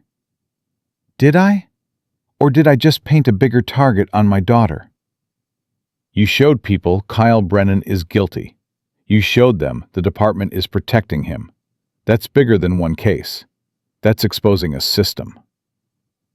They got back to the compound at 3. Ruth met them at the door. Amara saw the news. Channel 7 broke into regular programming. She saw you confront Kyle Brennan. Is she okay? She's proud. Said her mama's a superhero.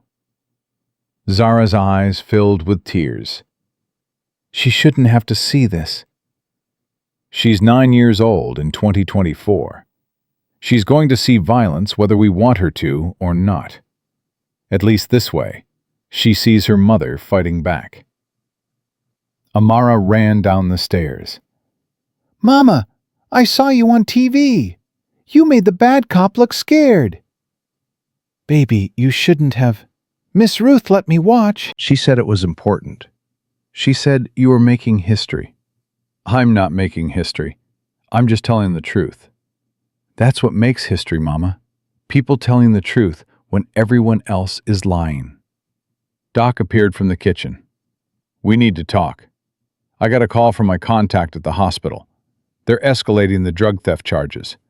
DEA is issuing a warrant. When? Could be tonight, could be tomorrow. But when they come, they'll arrest you. On what evidence? The fabricated records. Doesn't matter if they're fake. They look real enough for a warrant. Jamal pulled out his phone. I'll call the expert. See if he can fast-track the analysis. Prove the records are fraudulent before they arrest you. How long will that take? Best case, 48 hours. And if they arrest me before then? Then you sit in jail until we can prove your innocence, which means Amara goes to CPS, which means Thomas Brennan wins. Not acceptable. I agree, but we might not have a choice. Prophet's phone buzzed. He looked at it, frowned. Ghost, we've got movement. 3 cars just pulled onto the block. Not circling, parking. Everyone moved at once. Ghost to the windows, Diesel to the door. Bear appeared from upstairs with something Zara couldn't quite see.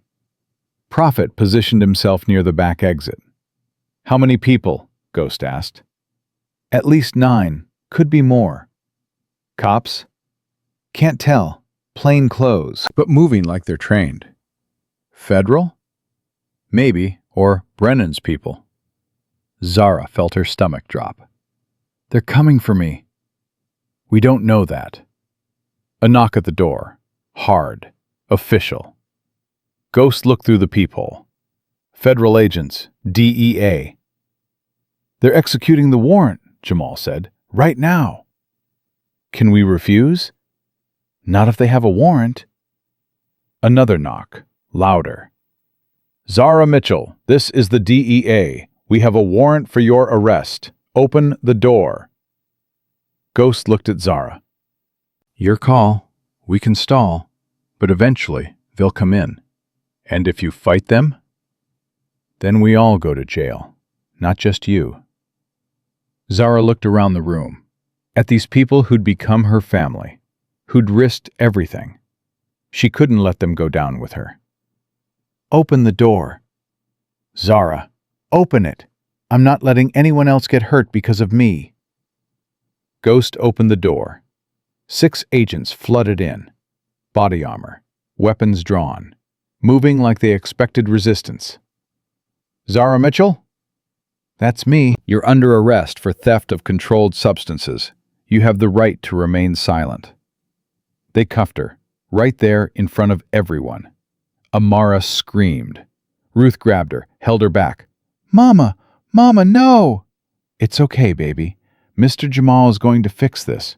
I'll be home soon. You won't! They're taking you! I'll come back. I promise. They led her outside. News cameras were already there. How did they know? Someone tipped them off.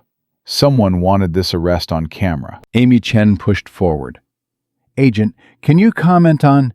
No comment. Step back. They put Zara in a federal van. She looked back at the compound, saw Amara in the window, crying.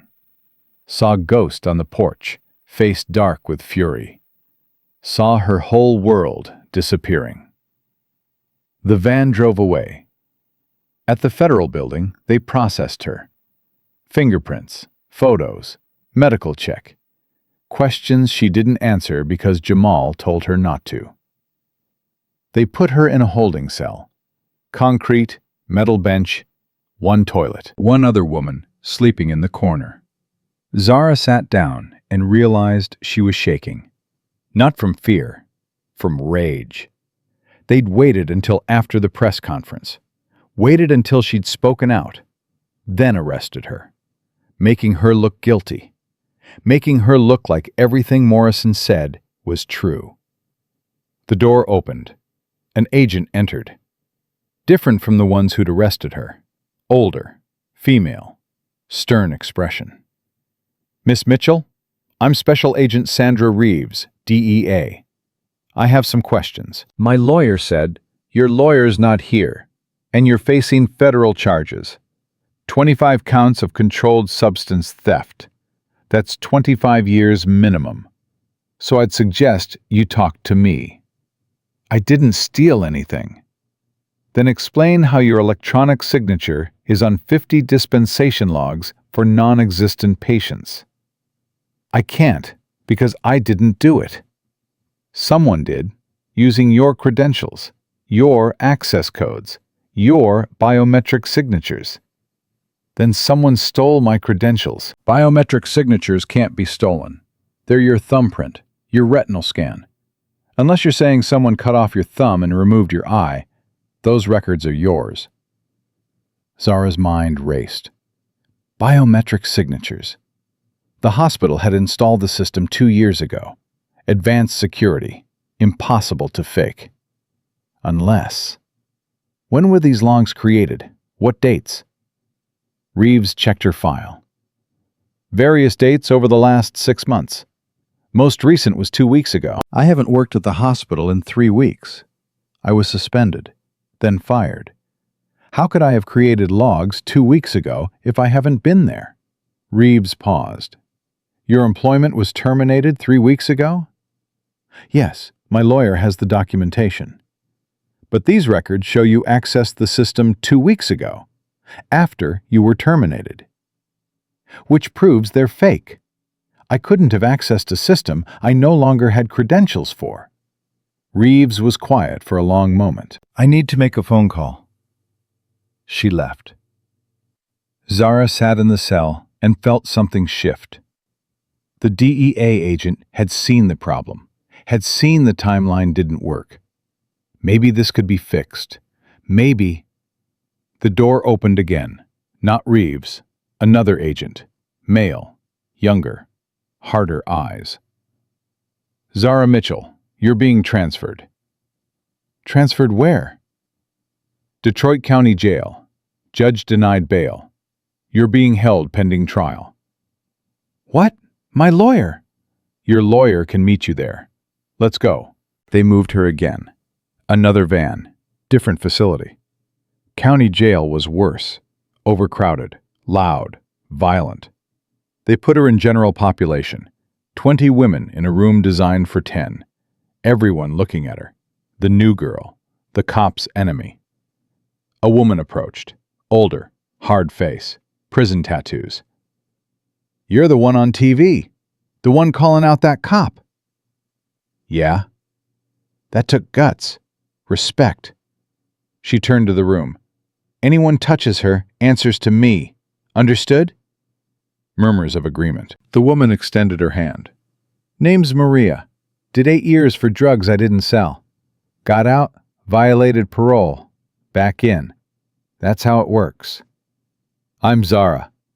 "I know who you are. Everyone knows. You're famous now.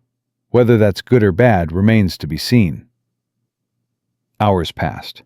No Jamal. No phone call. No information. Zara sat on a bunk and watched the light fade outside the barred windows. Somewhere out there, Amara was crying. Somewhere, Thomas Brennan was celebrating. Somewhere, Kyle Brennan was sleeping soundly. And Zara was in jail for a crime she didn't commit. Around midnight, a guard appeared. "Mitchell, you've got a visitor." She followed him to a small room. Jamal sat on the other side of a plexiglass partition. "Are you okay?" "No. What happened? Why was bail denied?" "Judge said you're a flight risk, that you've been hiding from authorities, that you have connections to a criminal organization." "Ghosts Club isn't criminal." "Doesn't matter. Perception is reality. And right now, the perception is you're guilty. Can we appeal? Already filed, but it'll take days, maybe a week. I can't stay here a week. Amara is safe. Ruth has temporary custody. CPS signed off on it. Temporary custody? They took my daughter? It's temporary. Emergency placement. When you're released, you'll get her back. When I'm released, not if. Jamal's face was grim. The DEA agent called me. Reeves. She found discrepancies in the records. Timeline issues. Access problems. She's pushing for the charges to be dropped. When? She has to go through her supervisor, then the prosecutor. Could be days. I don't have days. I know, but Zara, we're fighting. Everyone's fighting. Ghost is working angles. Agent Carter is digging into Thomas Brennan. Amy Chen's story aired tonight. 3 million views already. The city is watching. The pressure is building. Pressure doesn't get me out of here. No, but it makes it harder for them to keep you here illegally. We just need time. Time is the one thing I don't have. A guard knocked on the window. Time's up. Wait, Time's up. Let's go. They pulled her away. Back to the cell. Back to the bunk. Back to waiting. Maria sat down beside her. Bad news? The worst. They always give you the worst news at midnight. Makes you think about it all night. Breaks you down. Don't let them break you down. How? You remember why you're here. You're here because you told the truth. Because you did the right thing. That's worth something. Is it? My daughter's in foster care. I'm in jail. The cop who killed a kid is free. Where's the worth in that? The worth is you didn't give up. You didn't lie. You didn't let them win. Not yet. Not yet. But they're winning. Battles aren't wars, girl. This is just one battle. Zara lay down on the bunk, stared at the ceiling. Listened to 20 women breathing, snoring, crying. Wondered how her life had come to this. Wondered if she'd made the right choice. Wondered if truth was worth this price. Somewhere around 3 a.m., when the jail was quietest, when everyone was sleeping, when even the guards were nodding off, Zara heard something. Footsteps. Different from the guards. Faster. Multiple people. The cell door opened. Not unlocked. Forced. The metal screaming. A figure appeared. Masked. Armed. Moving toward her bunk. Maria screamed. The whole cell erupted. Guards running. Alarms blaring. Chaos. The figure grabbed Zara's arm. Come with me if you want to live. And Zara realized that everything had just gotten much, much worse. Zara jerked back from the masked figure. I'm not going anywhere with... The figure pulled off the mask. Agent Nicole Carter, FBI. We have about 90 seconds before backup arrives. You want out of here or not? What do you... Thomas Brennan just made a mistake. A big one. He ordered this hit. We have him on wire. But if you die here, the case dies with you. So move. 2 more agents appeared behind Carter, both armed, both moving fast. They pulled Zara toward the broken door. Guards were running toward them, weapons drawn. Federal agents, stand down! She's in our custody. Not anymore. She's a federal witness under protective custody. You want to argue? Call your warden. We're leaving. They moved through the jail like a tactical team. Doors opened before them. Other prisoners watching, confused. Guards, frozen, unsure. Maria called out from the cell. Go, girl! Run! Outside, 3 black SUVs waited, engines running, doors open. Carter shoved Zara into the middle vehicle. Go, go, go! They pulled away from the jail at high speed. Zara's head was spinning. What just happened? Thomas Brennan got desperate. Hired someone to kill you in jail. Make it look like inmate violence.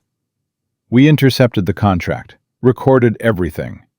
The order came directly from him. You recorded him ordering my death? Voice, text, payment transfer, everything. He's done, Zara. Completely done. Where are we going? Safe house. Federal protection until we can arrest everyone involved. Everyone? Thomas Brennan, Kyle Brennan, 4 other officers, 2 judges, the hospital administrator who falsified your drug records. Everyone. Zara couldn't breathe. It's over? Almost. We need your testimony. We need you to survive long enough to testify. That's why we're moving you.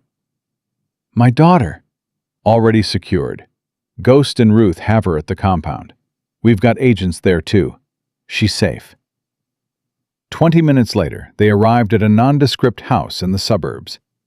Agents everywhere. Communications equipment. Monitors showing multiple locations. A command center. Agent Reeves was there, the DEA agent from earlier. Miss Mitchell, I owe you an apology. The drug charges were fabricated. Hospital administrator admitted it an hour ago. He was paid $50,000 by Thomas Brennan to create false records. He confessed? Once we told him he was facing federal conspiracy charges, he sang like a bird. Gave us everything. Bank transfers, emails, recorded conversations. Thomas Brennan's entire operation is falling apart. Carter led Zara to a room with monitors. We're executing arrest warrants right now. Watch. The screens showed different locations simultaneously. Thomas Brennan's house, Kyle Brennan's apartment, police union headquarters, hospital, all of them being raided at once. On screen 1, Thomas Brennan answered his door. Shock, rage, handcuffs, being read his rights. On screen 2, Kyle Brennan tried to run. Agents tackled him. 3 of them. He fought. Lost. We're hitting everyone at the same time, Carter explained. No warning. No chance to coordinate. By morning, the whole conspiracy is in custody. Zara watched Thomas Brennan being led to a federal van. The man who'd threatened her daughter. Who'd tried to have her killed. Looking small now. Powerless. What happens next? Arraignment tomorrow. Federal charges. Conspiracy to violate civil rights. Witness tampering. Murder for hire. Thomas Brennan is looking at life without parole. Kyle Brennan, too, once we add the murder charge. You're charging Kyle with murder? First degree. We found the other victims. The ones Amy Chen told you about. 2 are willing to testify. 1 is deceased, but we have evidence Kyle Brennan planted a weapon on him after shooting him. Premeditated. Patterned. Murder. Zara's legs gave out.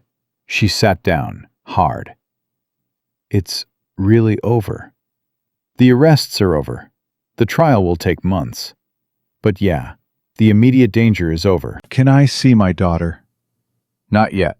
We need to make sure everyone's in custody. Give us 12 hours.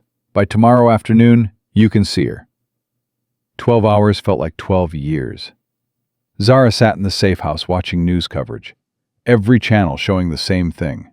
Federal raids, mass arrests, the biggest police corruption case in Detroit history. Amy Chen was on every network. This is vindication for Zara Mitchell, the nurse who witnessed Officer Kyle Brennan shoot an unarmed teenager and refused to stay silent despite systematic intimidation. Jamal appeared on CNN. My client has been through hell. Threatened, harassed, arrested on false charges, and nearly killed in jail. All because she told the truth. Today, justice is beginning. Ghost was interviewed outside the compound. The Hells Angels Detroit chapter has always stood for protecting people the system fails. Zara Mitchell and her daughter needed protection, and we gave it. We'd do it again. Around dawn, Carter came in with coffee. "You should try to sleep." "Can't. Too wired." "Understandable. For what it's worth, what you did took incredible courage. Most witnesses fold. You didn't." "I had help." "You had a daughter worth fighting for. That's what made the difference." At 2 p.m., they moved Zara. Different vehicles, different route.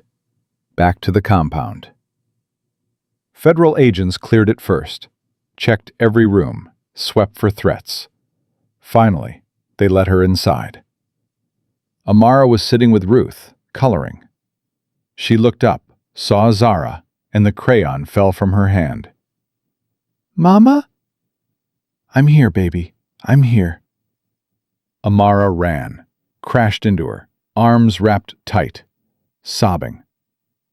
"They said you were coming back, but I didn't believe them. I thought you were gone forever." "I'm not gone.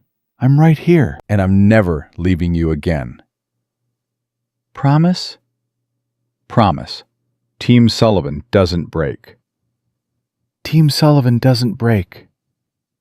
They held each other while federal agents secured the perimeter, while Ghost coordinated with the FBI, while the world outside kept spinning.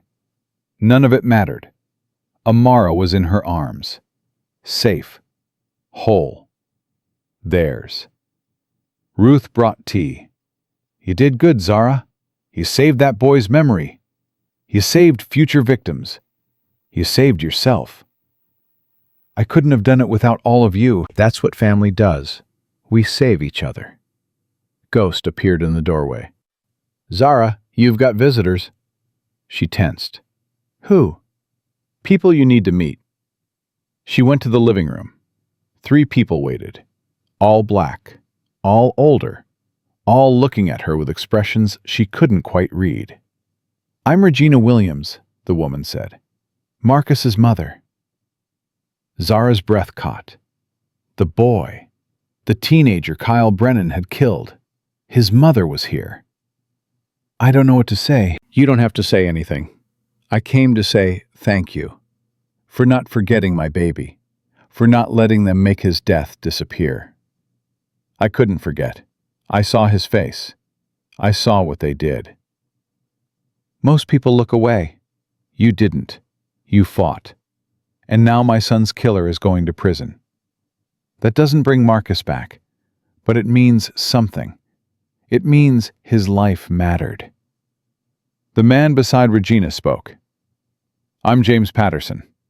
Kyle Brennan shot my son in 2019. Claims self-defense. The department covered it up. My son survived, but he's paralyzed. When I tried to fight, Thomas Brennan threatened my family. I backed down. I've regretted it every day since." The third person, another woman.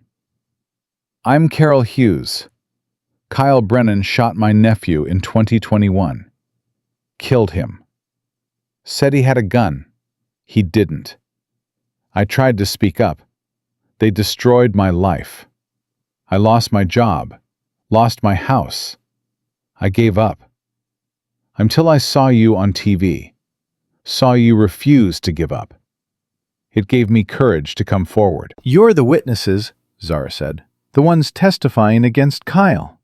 "We are, because you showed us it was possible. You showed us they could be stopped."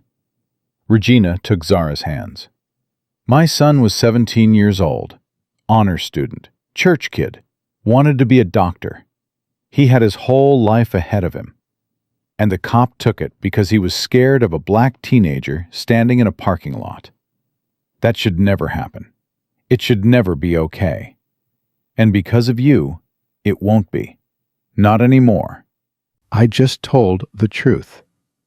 The truth is the hardest thing to tell, especially when powerful people want you silent. You told it anyway. That makes you a hero. "I'm not a hero. I'm just a mother trying to protect her daughter." That's what heroes are. People who do the right thing even when it costs them everything. They stayed for an hour, shared stories, cried together, found something like healing in shared pain. When they left, Zara felt different, lighter, like she'd been carrying weight she hadn't known was there. The trial started 3 months later. Federal courthouse, maximum security, media circus outside. Inside, quiet, professional. The machinery of justice grinding forward. Kyle Brennan sat at the defense table. Orange jumpsuit, shackles, looking nothing like the confident cop from the press conference. He looked broken, small, defeated. Thomas Brennan sat at a different table. Same jumpsuit, same shackles, same expression. His empire destroyed, his power gone. Just an old man facing consequences. Zara testified for 2 days. Every detail, every threat, every moment of fear.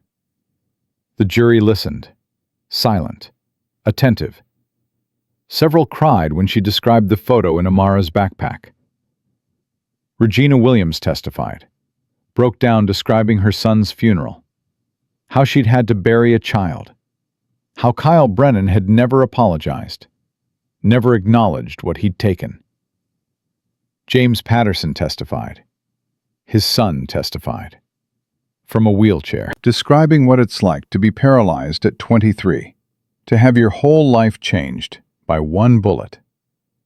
Carol Hughes testified, described losing everything, described the men who'd come to her house, the threats, the fear. Patricia Morrison testified, the teacher from 1995, still scared, but there, still fighting. The evidence was overwhelming.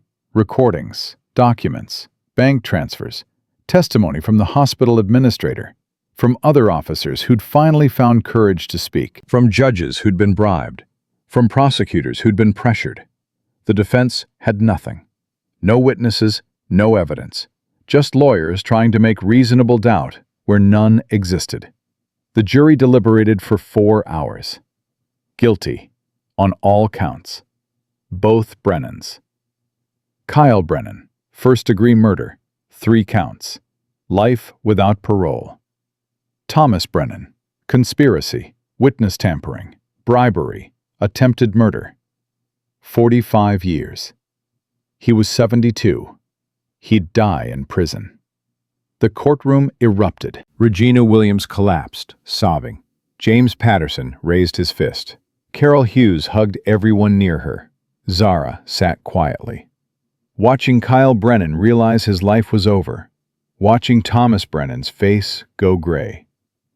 Feeling nothing. No satisfaction. No joy. Just exhaustion. It was done. Outside, media swarmed. Zara stood at a microphone, Amara beside her, Ghost and the Hells Angels behind her. Justice doesn't bring Marcus Williams back. It doesn't heal James Patterson's son. It doesn't undo Carol Hughes's trauma. But it does something. It says their lives mattered. It says the truth matters. It says one person standing up can make a difference. What's next for you, Miss Mitchell? I'm going back to nursing, but I'm also working with civil rights organizations to protect witnesses, to make sure the next person who sees something wrong has support, has protection, has a way to tell the truth without losing everything. And the Hells Angels, will you continue working with them? Ghost stepped forward. Zara Mitchell is family now. She and Amara are under our protection for as long as they need it. We don't abandon family. Some people say motorcycle clubs are dangerous. Some people said Zara was lying. Some people are wrong. Judge us by our actions, not our appearance. 6 months after the trial, Zara stood outside a new building, renovated brownstone. Sign above the door, Williams Witness Protection Center, named after Marcus. Funded by the settlement from the city. Run by Zara, Ghost, Ruth, and a team of lawyers, therapists, and advocates. First day, Ruth said. You nervous? Terrified. Good. Means you care. They opened the doors. People filed in. Witnesses from cases across Michigan. People who'd seen police misconduct, corporate fraud, domestic violence, criminal activity. All of them afraid to speak. All of them needing support. Zara addressed them. I know why you're here. You saw something wrong. You want to do something about it. But you're scared. Scared of retaliation. Scared of losing your job, your home, your family. I understand. I felt all of that. But I also learned something. You're not alone. We're here. We're going to help you tell your truth. We're going to protect you while you do it. And we're going to make sure the people who hurt you face consequences. Amara sat in the corner, now 10 years old, helping organize files. Still had nightmares sometimes. Still saw a therapist. But stronger now. Confident. Understanding what her mother had fought for. After the meeting, Ghost found Zara in the office. You did good today. We'll see. Talk is easy. Helping people is hard. You'll help them. Because you've been there. You know what they need. I couldn't have survived without you. Without the club. I need you to know that. We know. That's why we're still here. That's why we're always going to be here. Ruth appeared with a folder. You need to see this. Application for protection. Woman in Flint. Witnessed an officer planting drugs. Being threatened. Zara opened the folder, read the details, felt the familiar weight of responsibility. Another person needing help. Another fight ahead. Schedule her for intake tomorrow. Let's see what we can do. The work never stopped. Every week brought new witnesses, new cases, new fights. But Zara wasn't scared anymore. Wasn't alone. Had a whole team. Had the Hells Angels. Had Amara reminding her why it mattered. 1 year after the trial, they held a memorial for Marcus Williams. Park dedication. Statue of a teenager with his hands raised. Regina Williams unveiled it, tears streaming. My baby's life mattered. And because of people like Zara, because of the Hells Angels, because of everyone who fought, the world knows it.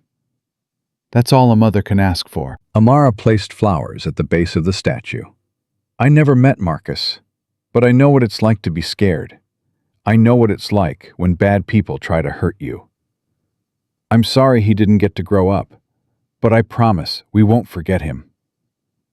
Regina hugged Amara.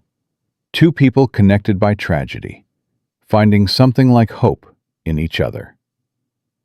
That night, back at the compound, Zara sat on the porch with Ghost.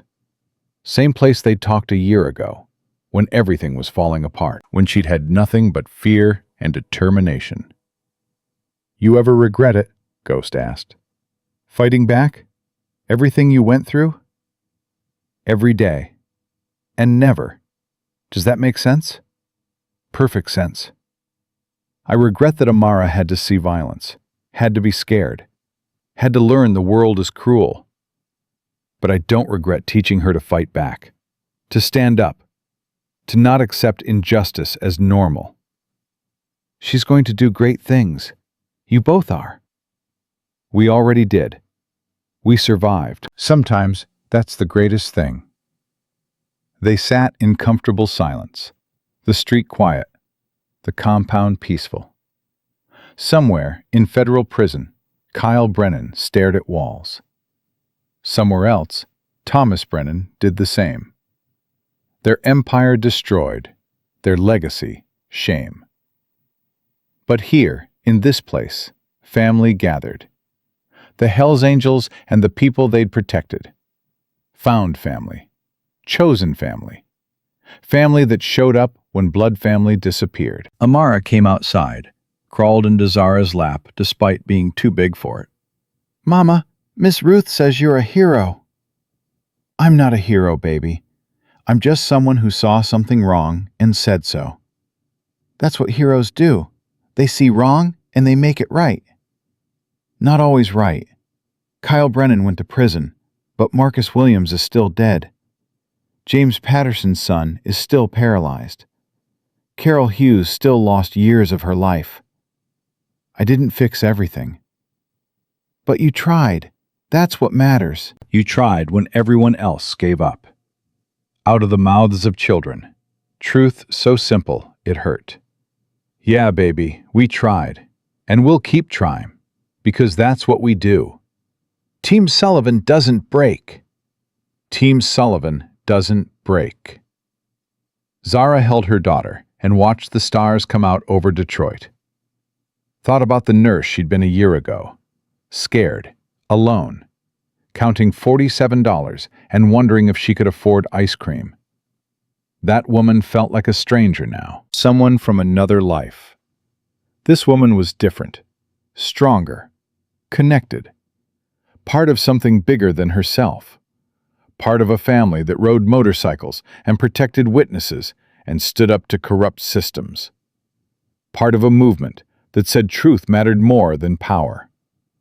She'd lost things. Her old job, her old apartment, her innocence about how systems work.